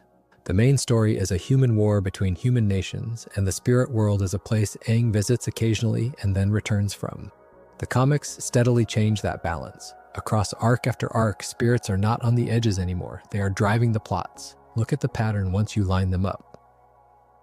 In The Search, the entire resolution of the story's biggest mystery turns on a spirit, the Mother of Faces, a being with the power to change a person's face and strip away their memories. That is not a human problem solved by human means. A spirit is the hinge of the whole thing. In The Rift, the antagonist is a spirit, the ancient general Old Iron, and the conflict is explicitly about humans forgetting their sacred obligations to the spirit world and paving over its holy ground with a refinery. In Smoke and Shadow, the terror weapon is a piece of spirit folklore, the legend of the smoke shadow women who steal children. And even though the culprits turn out to be human imposters, the story only works because belief in spirits is powerful enough to throw an entire city into panic. Over and over, the comics reach for the spiritual, for the old beliefs and the old powers as the engine of their drama. And I do not think that is an accident, and here is my read on why they did it, offered as interpretation rather than fact. The comics know where they are heading. They are building the bridge to the Legend of Korra, and if you have seen Korra, you know that its back half becomes overwhelmingly about the spirit world. The barrier between the human world and the spirit world, closed for 10,000 years, gets torn open. Spirits begin appearing in the physical world, in the middle of the modern city, tangled up in vines and light. The relationship between humanity and the spirits becomes one of the central questions of the entire sequel. So the comics, sitting in between, are doing preparation work. They are reminding you, arc by arc, that the spirits are real, that they are powerful, that they have memories and grievances and folklore and the ability to reshape a human life, so that when the walls between the worlds finally come down in Korra's era, it does not feel like it came from nowhere. It feels like the pressure had been building the whole time. There is a genuine tension the comics are exploring here, and it is the same tension The Rift put its finger on, and I keep coming back to because it is the through line of the modern age of this franchise. The world is industrializing, factories, refineries, machines, the whole march of progress. And the spirits are exactly the thing that progress runs over.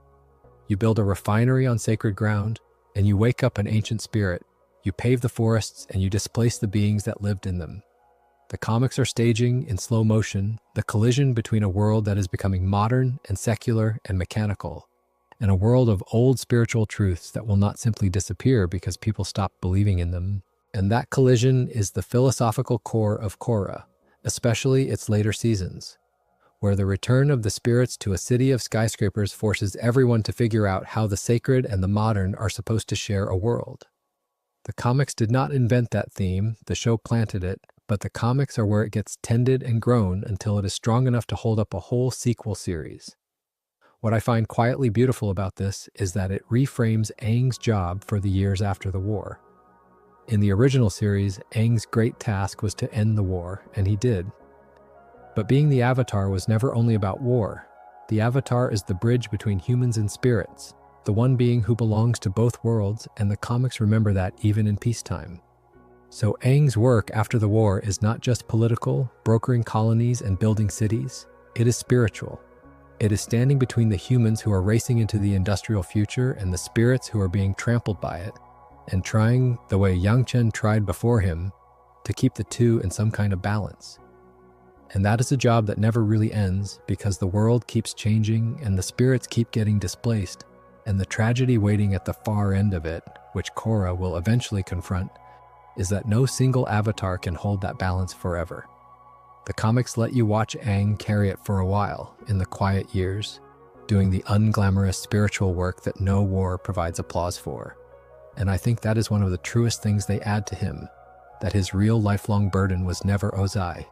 It was keeping two worlds from tearing each other apart, long after everyone else had moved on to celebrating the peace. Let us talk about love and about the children, because one of the things people most want from a continuation is to know who ended up with whom. And this is an area where I have to be careful, because it is also an area where the comics and the sequel series each tell you a little, and where a few things people confidently believe are actually not confirmed at all. So let me sort the certain from the assumed. Start with Aang and Katara, because their story is the settled one. The show put them together on that balcony, the comics confirmed them as a couple from the very first arc, and everything downstream tells you they stayed together, married, and built a family. And we know that family because the Legend of Korra shows us their grown children. They have 3. There is Kaya, their daughter, a waterbender like her mother. There is Bumi, their eldest son, and here is a detail I love. Bumi is born a non-bender, the only non-bending child of the Avatar himself, which carries its own quiet weight. Imagine growing up as the powerless son of the mightiest person alive. And there is Tenzin, their youngest, who is an airbender, and who becomes enormously important, because Tenzin inherits his father's greatest burden. He becomes the keeper of air nomad culture, the one who is supposed to carry that nearly extinct heritage into the next generation, a full airbending master raising the only other airbending children in the world. So Aang and Katara's line runs water, then nothing, then air, and each of those 3 kids carries a different piece of their parents' legacy. I have to flag which source that is, in keeping with how we are doing this. The romance and the marriage are grounded in the comics and the animated series. The 3 specific children, Kaya, Bumi, and Tenzin, are established through the Legend of Korra, not through the comics themselves. The comics show you the young, early days of Aang and Katara as a couple. Korra shows you the family they grew into. I am weaving them together because they are the same continuous story, but I want you to know exactly where each piece comes from, because that is the whole discipline of tonight. Now Zuko and Mai, which is messier and more interesting. In the show they are together, complicated but together, ending the series as a couple. The comics do not leave that tidy. As I touched on earlier, Mai breaks up with Zuko in the aftermath of the promise. Unable to tolerate the secrecy and the erratic behavior of a young Fire Lord cracking under impossible pressure. They spend time apart. Then, across the later arcs, beginning around the time her own father turns up leading a movement to overthrow Zuko, the two of them slowly, pricklishly find their way back toward each other. It is an on-again, off-again relationship rendered with a lot more realism than a fairy tale would allow. 2 guarded people who honestly care for each other but keep bumping into the ways they are bad at closeness. And that feels right for these 2, honestly. Neither Zuko nor Mai was ever built for easy happiness. But here's where I have to stop you before you finish the thought you are probably about to finish. We know from the Legend of Korra that Zuko, in his old age, has a daughter who succeeds him, and her name is Izumi. Izumi becomes Fire Lord after Zuko. And the very natural assumption, the one nearly everyone makes, is that Izumi's mother must be Mai. It is the obvious conclusion, and it might even be true. But accuracy matters here because this is exactly the sort of place where a confident guess masquerades as a fact. The canon does not actually confirm on the page who Izumi's mother is. Mai is never stated outright to be Izumi's mother in the material itself. It is left open, it is probably the intended reading, and I would not bet against it.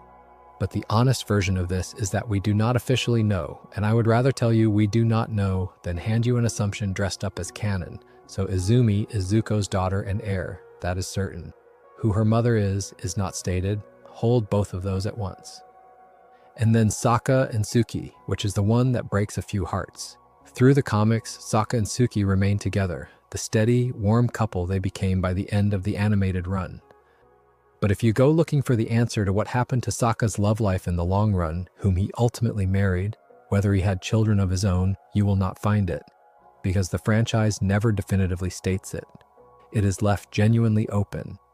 And there is a sadder shadow over Sokka in the sequel era that I will only touch gently because Korra tells us Sokka is gone by her time, that he lived a full life of service, sitting on the very first governing council of Republic City, helping to shape the new nation, and then passed before the sequel begins. But the specifics of his private happiness, a wife, children, a family line, are simply not on the record. Of the core group, Sokka's personal ending is the least filled in. And there is something a little melancholy about that the planner, the idea guy, the one who is always trying to organize everyone else's future, is the one whose own long-term future the story left the most blank. So what do the comics actually change about all this romance? Mostly, they refuse to make it simple. The show ended with two neat couples on a sunny balcony, and it would have been easy for the comics to just freeze that image and call it happily ever after. Instead, they let Mai walk away and make Zuko earn her back. They let the Southern Water Tribe complications and the weight of ruling press on these relationships. They treat love the way they treat everything else in this era, as work, as something you have to keep choosing rather than something you win once and keep forever. And on the question of the next generation, they hand the baton carefully but incompletely, giving us Aang's 3 children in detail through Korra, while leaving Zuko's maternal line and Sokka's whole private future deliberately unwritten, which, if you think about it, is its own kind of honesty. Real lives do not resolve every thread. Some of the people you love most, you never do find out every last thing about. The comics let a few of these threads simply trail off into the years, and I have made a kind of peace with that, even the part about Sokka. There is one thread I have been touching lightly all night, and now I want to hold it directly, because it is the saddest and, in the end, the most hopeful thing in this whole span of story, and it belongs to Aang more than anyone. His people are gone. That is the wound the entire franchise is built on top of. Aang is the last airbender, the sole survivor of a genocide that wiped out the air nomads before he ever thawed out of the ice. And I want to get this exactly right because it gets told wrong often. Aang did not witness the destruction of his people. He fled the Southern Air Temple as a frightened boy before the attack came, and he was frozen inside that iceberg, held in the Avatar state, while the fire comet passed and the genocide happened. He learned of it only after he woke, a century later, walking through the ruins of his own home and finding it a tomb. He did not see it. He came back to the silence it left behind. That distinction matters because his grief is not the grief of a witness. It is the grief of a survivor who was spared the sight and left only the aftermath, which is its own particular kind of unbearable. So the question that hangs over Aang for his whole life is, how does a culture survive when only one person is left to carry it? And the comics give his answer a name and a shape: the Air Acolytes. As I mentioned back at the start, these are people who are not benders at all, who cannot do a single thing with the wind, but who love the air nomad way of life and devote themselves to learning it. The philosophy, the vegetarianism, the pacifism, the customs, the spiritual practice, everything about being an air nomad except the bending itself. Aang formalizes them, and they become the thin, precious thread by which an entire murdered culture stays alive. And I want you to feel how bittersweet that actually is, because it is tempting to hear it as a happy solution, and it is not, quite. The acolytes can keep the songs, they can keep the teachings and the tattoos and the way of moving through the world, but they cannot restore what was taken. The bending, the actual living art of airbending, the thing that made the air nomads who they were, that dies with Aang as far as anyone in the comics era knows. The culture gets a body of devoted keepers, but it is a culture without its own power, a religion of the wind kept alive by people who cannot bend the wind. It is preservation, not resurrection. And this is a place I have to be very disciplined because the temptation is to jump ahead, and it would be wrong to do it carelessly. In the era of these comics, airbending does not come back to new people. Aang is the last true airbender for essentially all of it. His son Tenzin, when he is born, is an airbender, a natural one, and Tenzin becomes the Great Hope. Because it means the bending did not die completely, it passed to at least one child of the next generation. But Tenzin alone cannot repopulate a nation. For most of the timeline the comics cover, and for the early years of the Legend of Korra as well, the airbenders you can count on one hand. Aang, and then Tenzin's own young children. That is the entire living airbending population of the world. A whole nation reduced to a single family. The resurrection, the real one, does eventually come, and I want to name it clearly as something that happens in Korra's era, far beyond these books, so nobody thinks the comics did it. Long after all of this, during a cosmic event in the Legend of Korra called Harmonic Convergence, airbending suddenly and inexplicably returns to people all over the world. Ordinary people who were born non-benders wake up able to bend air, scattered across every nation. It is a miracle on a global scale, and it is what finally allows the air nomads to be reborn as a living people rather than a museum kept by acolytes. And in one of the loveliest touches the whole franchise ever pulled off, one of the people who gains airbending in that event is Bumi, Aang's own non-bending eldest son, the boy who grew up as the powerless child of the Avatar. The son who had nothing suddenly has his father's own element, but all of that is Korra. It is not the comics. In the comics, the air is still nearly silent. And Aang is still, for all practical purposes, alone with his ghosts, doing the patient, faithful work of teaching non-benders to keep his people's memory warm against the day which he will not live to see, when the wind might blow through them again. That is why the air acolytes matter so much, even though they can seem like a minor footnote. They are an act of faith. Aang builds them not because they solve the problem, they do not, but because building them is a refusal to let the culture die off while he waits for a miracle that may never come. It is a man planting a garden he knows he will never see bloom. And the fact that, generations later, the bloom does come, that airbending does return, and the acolytes' preserved knowledge is there waiting to guide a whole new generation of airbenders in how to actually be air nomads, means his faith was not wasted. The comics cannot show you the miracle, but they show you the man keeping the flame lit in the dark, and I think that is almost more moving than the miracle itself, because it is the part that required no magic, only stubbornness and love and a refusal to accept that something beautiful was gone for good. I have been dropping the phrase bridge to Korra a lot tonight, and now I want to actually stand on that bridge and look at the whole span of it at once, because when you assemble all the pieces the comics laid down, you realize something a little startling. Almost the entire skeleton of the Legend of Korra's world is built in these books. Not sketched. Built.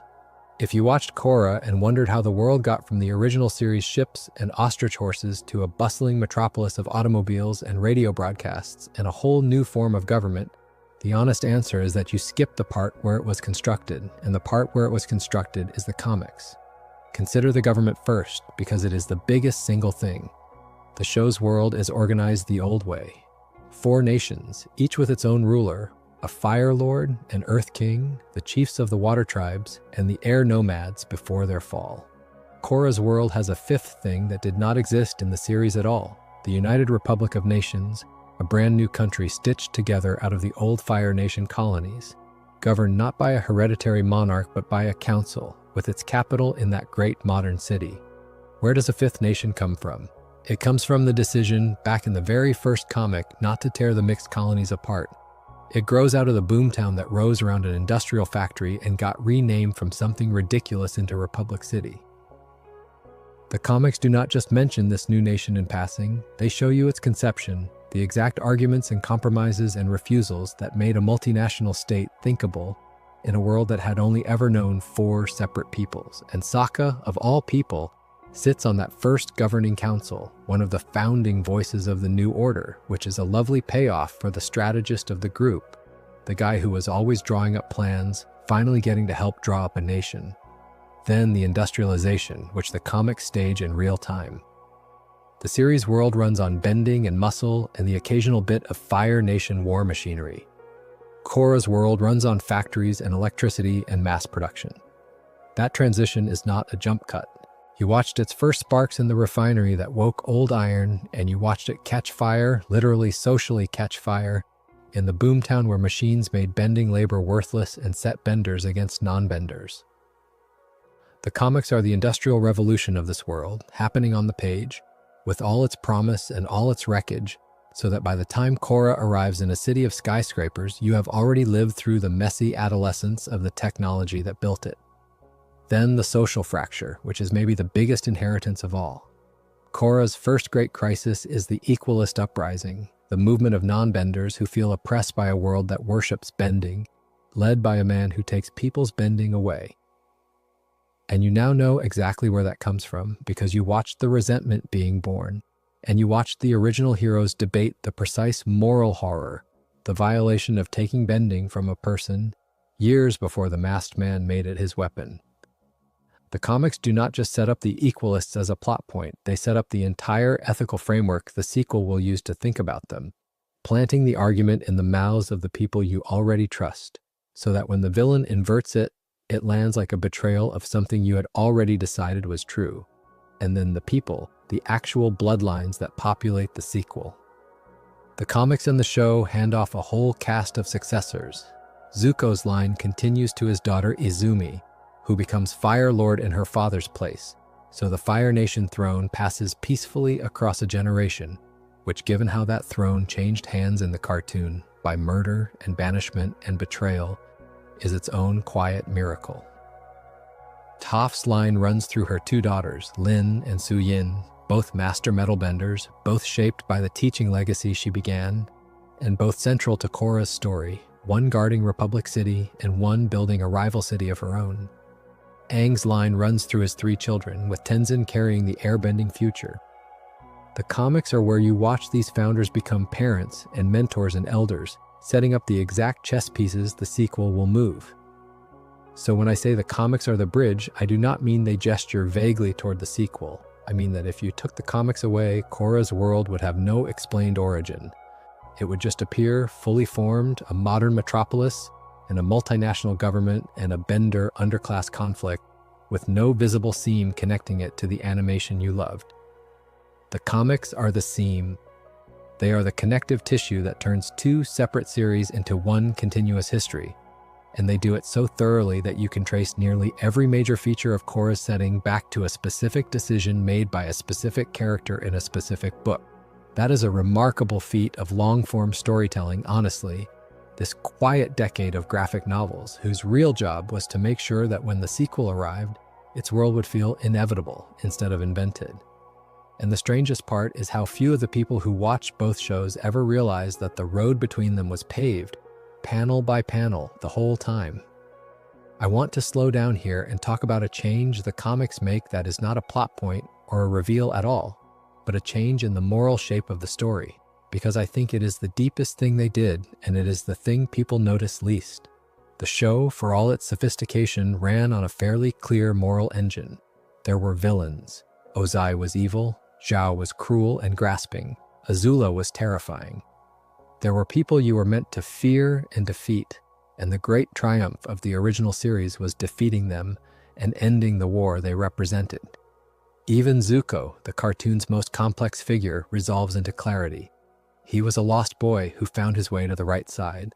The animated series is morally rich, but its conflicts almost always have a shape you can point at. Here is the wrong, defeat it. The comics deliberately and consistently take that shape away.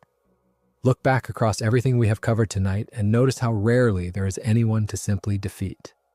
The central conflict of the first arc is not a villain, it is a truly impossible question about what to do with mixed communities, where both answers cause real harm. The industrial arc pits a wrong spirit against people who did not know they were doing wrong. The Water Tribe arc traps you between colonizers who are not entirely cruel and a defender of tradition who becomes a terrorist. The Bender conflict arc states outright that there is no villain to punch, that the hatred belongs to real grievances on both sides. Over and over, the comics build conflicts that you cannot end by winning a fight. Because the problem is not a person, it is a situation, a clash of legitimate needs, a wound in a whole society. And that is a profoundly different kind of story than the one the animated run told. Here is my honest read on why they did that, and I think it is the richest thing about this entire body of work. The show was, at its heart, a story about a war, and wars, at least in fiction, have a shape. There is an enemy and a victory. But the comics are not about a war, they are about a peace. And peace does not have that shape. Peace is not something you win in a final battle and then possess forever. Peace is a thing you have to build and rebuild constantly, out of compromise and disappointment, and the endless negotiation between people who all want different things and are all a little bit right. The series could end with a duel and a coronation. The comics cannot, because they are about the part that comes after the duel, when you discover that defeating the tyrant did not actually solve the problems. It just cleared the biggest obstacle to finally having to face them. The genius of the comics, and the reason some fans find them less satisfying than the cartoon, is exactly this. They refuse to give you an enemy. They insist that the hard part was never the villain. The hard part was everything the villain was distracting you from. And I think that refusal is also the comics quietly growing up alongside their audience. The people who watched Avatar as children watched it as a story about good and evil and a boy saving the world, and that was the right story to tell a child.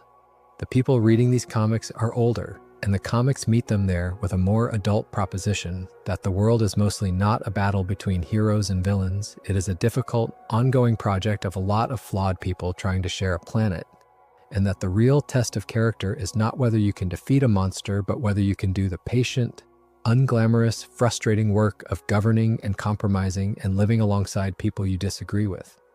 That is a harder and less thrilling lesson than the one the animation taught. And it is exactly the lesson you need once you're old enough to realize that in real life, almost nobody ever gets a final battle. You just get the long negotiation. The comics are Avatar learning to tell the truth about adulthood. There is a specific place this shows up that I find especially moving, and it is Aang. Aang's defining trait in the show is his pacifism, his refusal to kill, which the finale honors by giving him energy bending, a way to defeat Ozai without taking his life. It is a beautiful resolution, and it lets Aang keep his soul intact. But the comics do not let that resolution stay easy, because they keep putting Aang in situations where his gentleness is tested against the messy demands of peacetime. He nearly breaks his own deepest principle over the promise to Zuko. He is handed a power to strip a bigot of her bending and has to decide, with his friends arguing both sides, whether that would be mercy or mutilation. His pacifism, which in the original series was mostly about not killing an enemy in battle, gets stretched and pressured by problems that are not battles at all. And what the comics reveal is that keeping your principles intact in wartime when the enemy is obvious is almost the easy version. Keeping them intact in peacetime when the right answer is honestly unclear and every choice hurts somebody is the real test. Aang passes it mostly, but you watch it cost him. And that cost is the comics being honest in a way the animated series' triumphant ending could not afford to be. Now, I have been telling you throughout that these comics are canon, and I want to circle back to that word and be scrupulously careful with it, because it is more slippery than it first appears, and there are fans who argue about it fiercely. The strongest version of the claim is the one I gave you at the start. The main graphic novels were overseen by the original series creators, written in close consultation with them, and they are treated as the official continuation of the story, the real account of what happened after the war. That is true, and it is the version I would defend. But the honest, complete version has a caveat attached, and I would rather give you the caveat than let you walk away thinking it is simpler than it is. The people who steer this franchise have used a very specific and slightly hedged phrase. They have called the comics mostly canon. And in more recent years, as the studio that now oversees Avatar plans new films and series, they have been careful to reserve a little room, essentially saying that the graphic novels are considered canon, but that if a future project ever needs to adjust or contradict a detail to make the larger story work, they will allow themselves to do that. So it is not quite the ironclad, unbreakable law that the word canon sometimes implies. It is closer to a strong, standing intention. As of now, this is what happened. But the door is not welded shut, and I think you should hold it exactly that loosely, because pretending it is more absolute than the creators themselves claim would be its own small dishonesty. And dishonesty is the one thing I'm trying hardest to avoid tonight. This matters because the comics are frankly divisive among fans, and the divisiveness is worth understanding. There is a real camp of viewers who love the show and who simply refuse the comics, who prefer to let the story end on that balcony and treat everything after as optional. And I understand the impulse, even if I do not share it. Part of it is the medium. A television show and a graphic novel are simply different experiences, and some people who adored the animation, the movement, the music, the voices, find that the story loses something essential when it goes silent and still on a page. Part of it is that, as we just discussed, the comics tell a harder, less triumphant kind of story, and not everyone wants their beloved victory complicated by the messy realities of governing. And part of it, honestly, is specific disagreements with specific choices. The biggest of those disagreements, the one that still gets argued about, is the Ursa reveal. When the search finally answered the series' oldest mystery, not everyone was happy with the answer. For some fans, the truth about Ursa, the poison, the banishment, the spirit who changed her face and erased her memory, the second family, was exactly the rich, tragic, complicated resolution they wanted. For others, it was too much, too strange, too tangled up in spirit magic and long-lost lovers, and they felt it took a clean, aching absence, a mother who was simply gone, and over-explained it into something more convoluted than the mystery had been. I come down on the side that loves it, as you can probably tell, but I want to acknowledge that it is a genuine divide, and that the people who find it too much are not wrong to feel that way.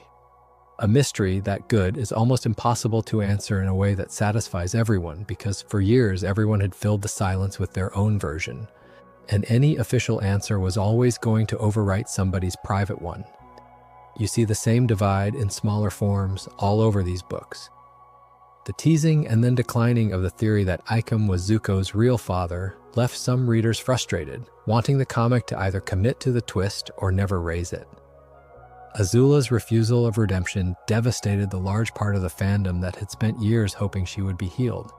And while I argued earlier that the refusal is the braver artistic choice, there are thoughtful people who think it is a waste, that a franchise this compassionate should have found a way to save its most tragic child.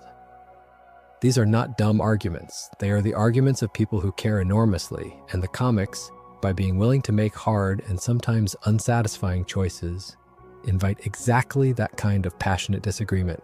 A safer continuation, one that just gave everyone the tidy endings they wanted, would have been less divisive and, I think, much worse.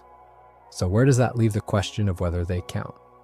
My answer, offered as my own view and not as a decree, is that they count as much as anything can.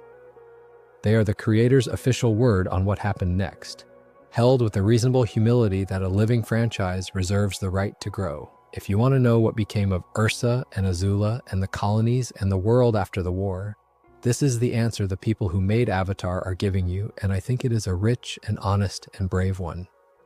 But if you are someone who would rather keep the show as a closed, perfect thing and never open the door, I genuinely understand that too, and there is no wrong way to love this story. What I would gently push back on is only the middle position, the one that treats the comics as not really Avatar while still confidently asserting things about the characters' futures. You do not get to have it both ways. Either the balcony is the end and the future is unwritten, or the comics are the future and this is what they say.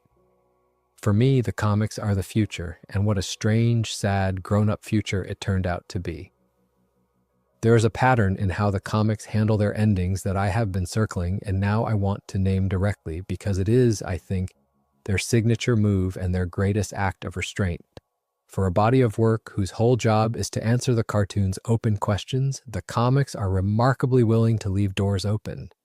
They answer the questions that were wounds, the ones that hurt to leave unanswered, and they deliberately decline to answer the questions where the not knowing is more truthful than any answer would be. And learning to tell those two kinds of questions apart is, in the end, what makes these books wiser than they are usually given credit for. Think about what they chose to resolve. The fate of Ursa, which was a genuine wound, a mother-shaped hole in the middle of a boy's life, they closed that, because leaving it open served nothing but pain. The fate of the colonies, the future of the world, the birth of the new nation, they built all of that out because those were load-bearing questions the future depended on. When an open thread was doing harm, or when the story needed it tied to move forward, the comics tied it. They were not afraid of answers. But then look at what they refused to close. and notice that it is almost always the deepest, most human uncertainties. Whether Azula could ever be reached, whether the brilliant broken girl might one day find her way back, they will not tell you. And I have come to believe they will not tell you because any answer would be a lie. A yes would be too easy, a sentimental rescue the character did not earn. A no would be too cruel, slamming a door that a compassionate story should leave a crack of light under. So they leave her walking into the dark, and they let you carry the not knowing, because the not knowing is the honest, emotional truth of loving someone who is that damaged. You do not get to know if they will be okay. You just have to live with the open question. Whether Ursa and Azula ever truly reconcile, unresolved. Whom Sokka spent his life with, unwritten. Even the identity of the mother of Zuko's heir left just out of frame. These are not oversights. They are the story choosing to respect the parts of a life that stay mysterious even to the people living it. And I have thought a lot about why that restraint moves me so much, and I think it is because it mirrors something true about actually knowing people over a long time. The people in your life are not a set of resolved plot lines. There are things about even the people you love most that you will never fully know, questions about their inner lives that never get answered, futures that trail off before you find out how they turned out. A story that tied every single thread would be lying about what it is like to know a person across years. The comics, by leaving certain threads deliberately loose, are being faithful to that. They are saying that some things about Azula, about Sokka, about the whole cast are simply theirs, private, unresolved, the way real people always keep something back.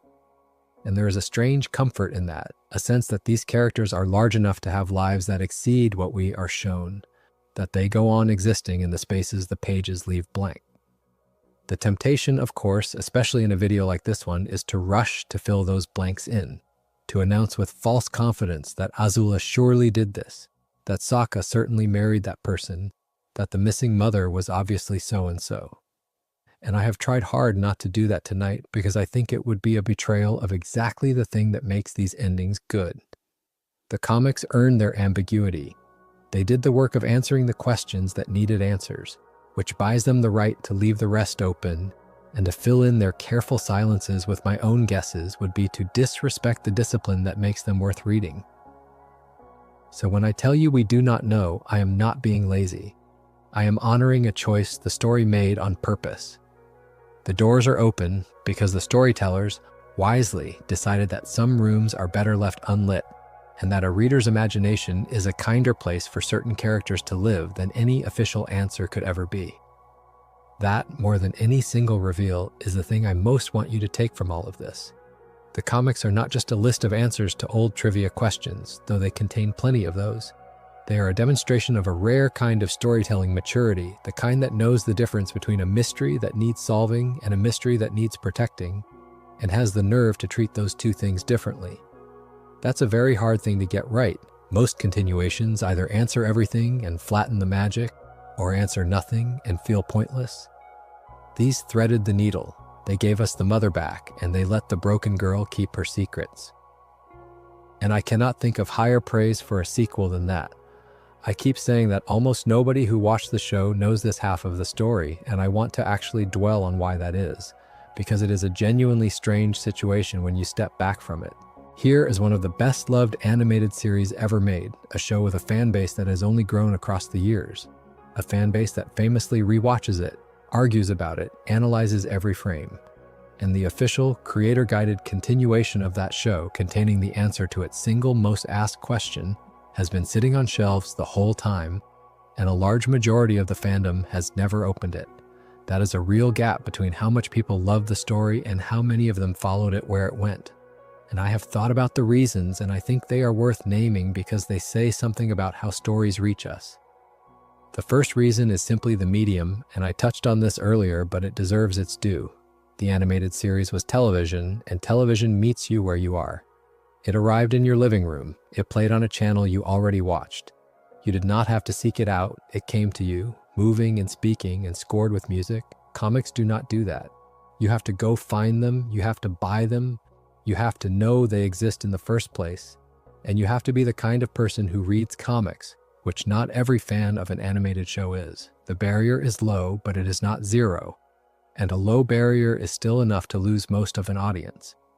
Millions of people who would have happily watched a fourth season of the animated run on their television will never in their lives walk into a shop and buy a graphic novel. And so the story simply passed them by. Not because they did not care, but because it changed into a shape they do not consume. The second reason is that nobody told them, not loudly enough. The comics were never announced with the fanfare of a new season. They came out quietly over years, from a comics publisher into comics shops and bookstores, reaching the people who were already paying attention to that world and largely missing everyone else. There was no big cultural moment, no premiere everyone gathered around. So a lot of fans truly do not know these exist at all. I have talked to people who have seen the show a dozen times and had no idea that the fate of Ursa was ever revealed, who assumed it was left a permanent mystery, because for them, in the version of the story they have access to, it was. That is a little heartbreaking, honestly. There are people carrying an unanswered question for years that was answered a decade ago, and they simply never got the message. So if you are one of those people, and statistically most of you listening are, let me at least tell you how to find your way in gently in case tonight makes you want to. The main story, the spine, is those 6 trilogies, and you read them in the order they were made, which is also the order the story flows. The colonies one first, then the one about Zuko's mother, then the one about the spirit and the refinery, then the one where Azula returns, then the one about the water tribe, and finally the one about the machines and the Bender divide. 6 stories, 3 slim books each. Around them are the standalones, which you can read whenever. Though it is satisfying to slot them into the timeline, the school for Metalbenders after the spirit arc, the one about Azula alone after she returns, and so on. It is not a huge undertaking. It is, all told, a manageable read, a handful of afternoons, and by the end of it you will have the whole story instead of half of it. I'm not usually one to send people off to buy things, but if you have felt the pull of this world tonight, that is where the rest of it is. And this is the part that I find really lovely, the thing that makes this not a closed history, but a living one. The comics are still being made. This is not a finished project you're catching up on years too late. As recently as this very stretch of years, new Avatar comics are still coming out, new canons still being drawn, new corners of these characters' lives still being filled in.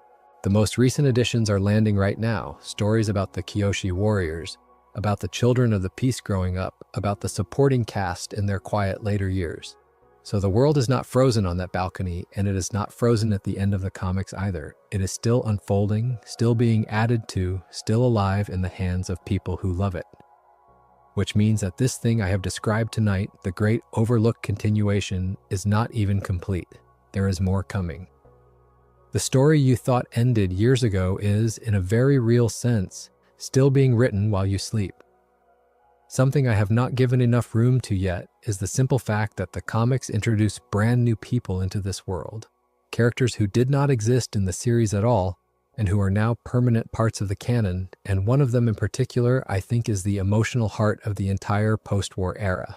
So let me spend a little time on the newcomers before we start to close. Because when a show ends, its cast is fixed. You have the people you have, and that is the family. The comics gently expand that family, and the biggest addition is a little girl. Her name, of course, is Kie, and I have mentioned her throughout.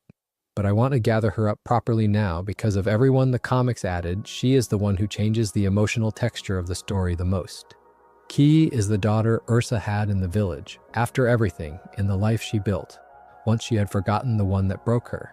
She is Zuko and Azula's half-sister, a child who shares their mother but not their father, growing up innocent and happy and utterly outside the horror of the royal family's history. And when she is folded into that royal family, when Zuko brings his restored mother and her new daughter into his life, Kie becomes something none of these characters have ever had, a do-over, a chance for the Fire Nation royal line to raise a child in love instead of in fear. Think about what childhood meant in that family. Zuko was scarred and banished by his own father. Azula was sharpened into a weapon and then discarded. That household destroyed its children as a matter of routine. And here comes Kie, a little girl who gets to have a big brother who adores her and a mother who chose to remember her. growing up in the same palace where her siblings were broken, but growing up whole. She is the proof that the cycle can end. She is what it looks like when a family that only knew how to damage its children finally learns how to love one. I find her one of the finest new characters the franchise ever made, and she exists only because of these books. There are others, of course, woven through the various arcs. There is the family Ursa made in the village, the man she loved and married, giving her a whole second life that the show never hinted at. There are the figures who drive the individual conflicts, the northern engineer who fell in love with a water tribe chief and chose the south over her own people, the proud, dangerous men who defended tradition by becoming something monstrous, the wealthy bender who believed her kind were born to rule. Each of these people exists to embody one of the arguments the comics wanted to have, and while most of them come and go with their particular story, they leave the world feeling more populated, more textured, fuller of the ordinary and extraordinary strangers that a real world contains. The cartoon, being a war story, was mostly populated by soldiers and leaders and the children fighting them. The comics, being a peace story, fill the world back in with engineers and factory owners and villagers and schoolteachers and merchants whose trade is dying. The whole civilian fabric of a world that is finally allowed to just be a world instead of a battlefield. And then there is the way the comics expand people who were already there but underused. A minor character from the animation, a bounty hunter, gets a whole late-life story about her fading trade. A henchwoman from the enemy's ranks gets an explanation for how she found her way to the good guys. A prison inmate you took for granted gets the harrowing backstory of how she ended up behind those walls. The comics have this generous habit of looking at the edges of the animated series cast, at the people who got a scene or two and then vanished, and asking, but what about them? What was their life? And then answering, it is a kind of hospitality toward the minor characters, a refusal to let anyone be purely disposable, and it is very much in the spirit of a show that always insisted even its villains had inner lives. What all this adds up to, for me, is that the comics do not just continue the plot of Avatar, they continue its population. They keep the world inhabited. A show ends and its world tends to freeze, a snapshot of the people who happened to be on screen when the music swelled. The comics thaw that snapshot back into motion. They let the family grow by one small, crucial half-sister who represents everything the war-broken royals never got to have. They let new people wander in with their own arguments and heartbreaks. They let the forgotten background figures step forward and finish their sentences. And a world that keeps gaining people, that keeps making room for one more child, one more stranger, one more life at its edges, is a world that feels alive in a way a frozen ending never can. That, underneath all the plot reveals, is maybe the truest thing the comics changed. They kept the world breathing. There is one last effect of all this that I want to describe before we drift toward the close, and it is a strange and slightly haunting one, because it happens to the show itself, even though the original series never changes. Once you know what the comics reveal, you cannot watch the original series the same way again. Every rewatch becomes a second, sadder, wiser viewing, layered over the first, because now you are watching it knowing things the characters do not yet know, and knowing how their futures actually go.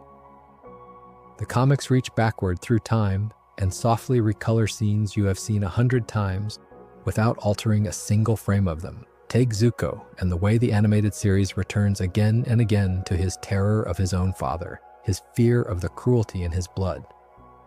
On a first viewing, that fear reads as a wound, a scar he is trying to heal. But once you have read the comics, once you know that this fear will one day drive him to extract a promise from a 13-year-old to end his life if he ever crosses the line, every one of those earlier moments gains a weight it did not have. You are watching a boy afraid of becoming his father, and now you know that the fear does not simply fade when he takes the throne. It follows him into his rule and nearly gets him killed by his best friend. The animated run gives you the fear, the comics give you the price of it. And knowing the price, you feel the fear differently the second time. Or take the mother. Every scene in the show where Zuko remembers Ursa, every soft flashback to the one person in that palace who was kind to him, plays differently once you know the truth of where she went and what she did and what she chose to forget. On a first watch, those memories are simply a sad absence, a good mother mysteriously gone.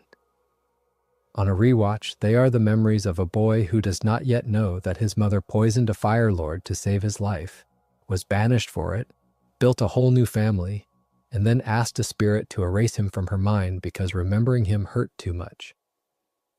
He does not know any of that when he is remembering her fondly. You do. And that gap between what he knows and what you know turns those gentle little flashbacks into something almost unbearable to watch a second time. Even the ending recolors. That final image, the one everyone holds as the perfect close, the friends together, the couple on the balcony, the war over. On a first watch, it is pure triumph, an arrival, a resting place. Once you have read the comics, you watch that same scene and you can see, hovering just past the edge of the frame, everything that is about to land on these children. The colony's crisis is days away. The fight over a mixed city that will crack the friendship. The search for a lost mother. The sister who will slip her chains and never be whole. The whole exhausting work of a piece that will not stay won. The triumph is still real, the balcony is still beautiful, but it is no longer an ending. It is a last quiet moment before the second, harder half of their lives begins. And there is something almost tender about watching them have that moment, knowing what is coming, the way you might watch old footage of yourself on a good day before a hard year you now know was ahead. This is the rarest thing a sequel can do, and the comics do it almost by accident. Most continuations simply add more story after the old one, a new chapter appended to the end. But the very best of them reach back and change the meaning of what came before, so that the original work becomes richer, sadder, more resonant, purely because of what you now know is waiting just past it. The comics turn Avatar into a story with dramatic irony baked into every rewatch. You can never again watch it as innocently as you did the first time, because you can never again believe that the balcony was the end. And I think that is a strange gift.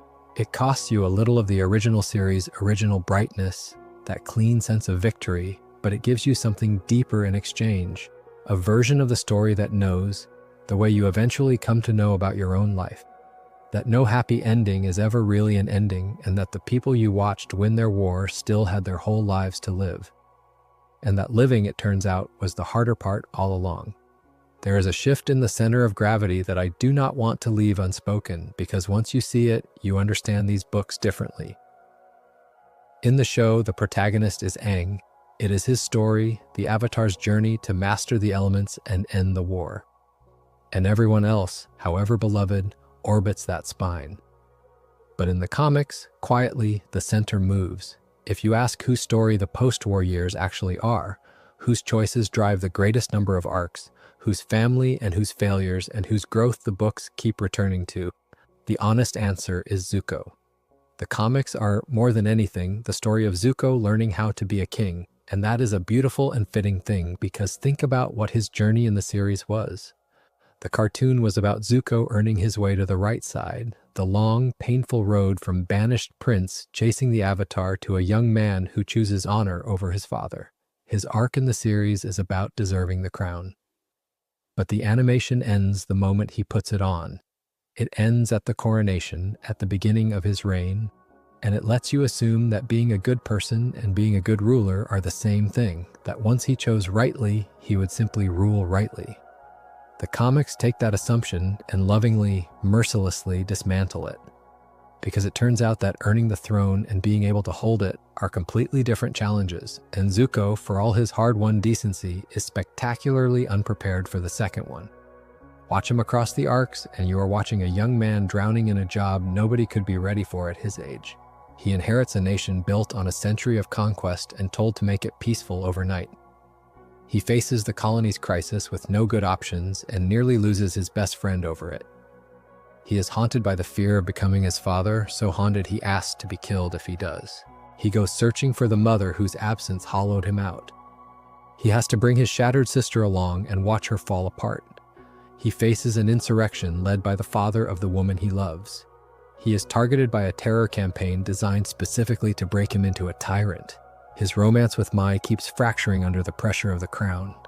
Over and over, the thing the comics put in front of Zuko is not a monster to defeat, but a decision to get right, a nation to hold together, a self to keep from cracking. He is a teenager trying to be a wise ruler while every ghost of his family history reaches up to drag him down.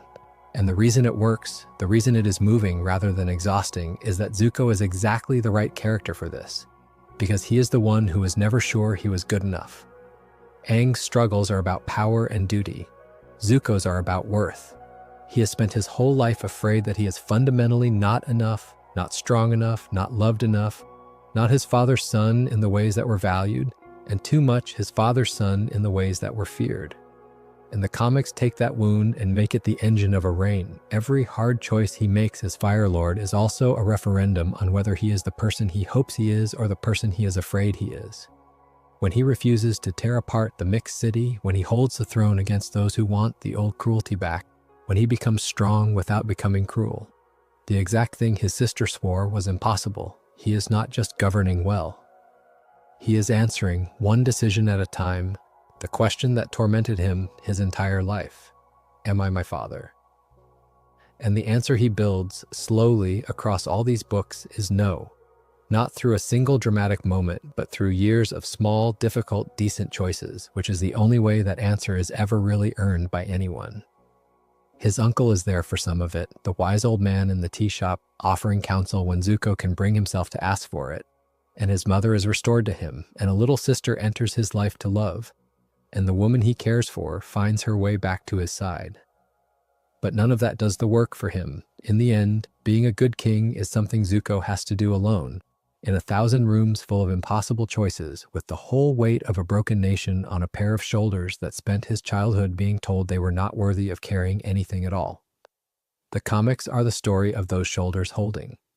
That is why I say the center of gravity moved. Aang saved the world. But the comics are mostly about the boy who had to rule the piece of it that had done the greatest harm, and who discovered that the hardest battle of his life came after the war, in the quiet, grinding, unwinnable-looking work of being better than everyone expected and then he feared. Zuko is the true protagonist of the piece, and watching him grow into it is, for me, the single most rewarding thing these books contain. If I try to find the single thread that runs under every one of these books, the thing they are all secretly arguing about, I keep landing on the same word, and the word is cycles. Avatar, at its deepest level, was always a story about cycles. The literal cycle of the Avatar, reincarnating through the 4 nations across the ages. But underneath that, darker cycles, the cycle of 100 years of war, the cycle of a royal family that destroyed its own children generation after generation, the cycle of nations that feared and conquered each other because their parents had feared and conquered before them. And when you read the comics all together, what you realize is that every arc is asking, in its own way, one enormous question. Can a cycle be broken? And the answer the comics give, across all of them, is a careful, hopeful, honest, mostly. Watch the theme run through everything we have talked about. The colony's crisis is a cycle, the endless logic of separating people into their proper nations, and the resolution breaks it, letting a mixed place exist instead of forcing the old categories back into place. That is a cycle broken. The Fire Nation royal family's habit of breaking its children is a cycle, and a little half-sister raised in love instead of fear is that cycle broken. The temptation to solve a social problem with violence, to strip a bigot of her very self, is the old cycle of meeting hatred with force, and a refusal to do it is that cycle broken. Over and over, the comics put their characters in front of the same machinery that caused all the suffering in the show, the machinery of fear and separation and vengeance, and they let the characters choose, this time, not to feed it. The peace the heroes are building is not really a place or a treaty. It is a decision, made again and again, to stop the wheel from turning the way it always has. But here is why the answer is only mostly, and why I think the comics are wise rather than naive. Not every cycle breaks. Some of them are too deep, wound too tightly around a person before they ever had a chance to choose. And the story is brave enough to show you one. Azula is the cycle that does not break. She was caught in the machinery of that family before she was old enough to resist it, shaped into a weapon by a father who saw her as useful rather than beloved. And by the time anyone offers her a way out of the wheel, she has become the wheel. She cannot stop turning. The comics take her right up to the moment where breaking the cycle is possible, where she could choose the thing her brother chose, and she cannot do it. And they let that stand. So the great hopeful argument of the comics, that cycles can be broken, that the future does not have to repeat the past, is haunted the whole time by the one person who proves that sometimes it does repeat, that some damage is done too early and too well to undo. And I think that haunting is what keeps the hope from being cheap. The comics believe you can break the cycle, they just refuse to pretend that everyone gets to. That, in the end, is what I think these books are really about, underneath the colonies and the spirits and the machines and the lost mother. They are about a generation of young people who inherited a broken world from their parents and had to decide, one hard choice at a time, whether they were going to keep the brokenness spinning or set it down. The original series was about winning the right to make that choice. The comics are about actually making it over and over in 100 unglamorous ways, in council meetings and factory towns and frozen villages and palace nurseries. And the reason the story stays hopeful even when it is sad is that mostly they choose to set the brokenness down. They choose the mixed city over the pure one, the love child over the useful one, the flawed peace over the clean war. They break the cycles they can reach and they grieve the one they cannot, and they keep going. Which is, when you strip away the bending and the spirits and the fantasy of it all, simply what it means to grow up and try to leave the world a little less broken than you found it. The comics are that quiet, difficult, ordinary heroism drawn out across a decade of pages that most people never turned. So that is what the comics changed. Not just the facts, though they changed plenty of those. The mother, the bloodline, the city, the fate of the broken girl. What they changed, most of all, was the meaning of the ending. They took a victory and turned it into a beginning. They took children who saved the world and made them adults who had to live in it. And they took a story that seemed to be about a war and revealed that it was always underneath, a story about whether the people who survive a war can build something better than the one that came before, or whether they are doomed to become it. The show asked that question. The comics, gently and honestly and over many years, tried to answer it. And their answer, in the end, is about as hopeful as anything they could have said while still telling the truth. Mostly, yes, not always. But mostly, and mostly is enough to build a world on, which brings us softly to the end of ours for tonight. It is worth pausing before we turn out the last light to think about why this particular story has held on the way it has. Avatar. The Last Airbender was, on paper, an animated show for children that ran for 3 books and ended. By every ordinary measure of how these things go, it should have faded into fond memory. The way most childhood shows do, remembered warmly and rarely revisited. Instead, it did the opposite. It grew. Year after year, it found new audiences, people who were children when it aired, and came back to it as adults and their children after them, and strangers who stumbled onto it and fell all the way in. It became one of those rare stories that people do not just watch, but return to, the way you return to a place that once meant something to you, to check that it is still there and to see what it looks like now that you are older. And I think the reason for that endurance is the very thing the comics understood and extended. Avatar always took its young audience seriously. It talked to children about genocide and grief and the cost of violence and the possibility of forgiveness, and it never once talked down. It trusted them to handle the truth, and the comics simply kept that promise as the audience aged, growing more grown up as the fans did, following them from the clean heroism of childhood into the harder, grayer country of adult life, where the wars are over but the work never is. That is a rare and precious kind of loyalty for a story to show its audience, to keep meeting them where they are, to refuse to freeze into a nostalgic object and instead keep asking harder questions as the people who love it grow capable of harder answers. The comics are the proof that Avatar was never really a children's show that happened to be good. It was a serious story about a broken world and the young people trying to mend it, and it just had the wisdom to begin that story in a shape a child could hold. And when those children grew up and wanted to know what happened next, the story was honest enough to tell them the truth, that peace is hard, that people do not always heal, that the world you save does not stay the shape you left it, that you break the cycles you can reach and you grieve the ones you cannot, and you keep going anyway. There are not many stories, for children or for anyone, brave enough to say all of that. This one was, this one is, so if tonight has done what I hoped it would, maybe it has given you the whole story instead of half of it, and maybe it has made you want to go and find the other half for yourself, or maybe it has just been a quiet, warm place to rest your mind while the world outside goes dark and still. Any of those is a good outcome by me. Let your shoulders drop. Let the details you have been holding on to loosen and drift.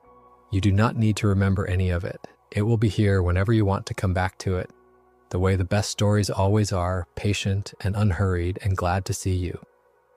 Thank you for spending these hours here on Ember in this world of ash and water and stone and wind, with a boy who saved a world and then had to learn how to live in it. It has been a genuine pleasure to sit with all of it, and with you. Rest well wherever you are. The war is over, the work goes on, and the story, gently, keeps being written while you sleep.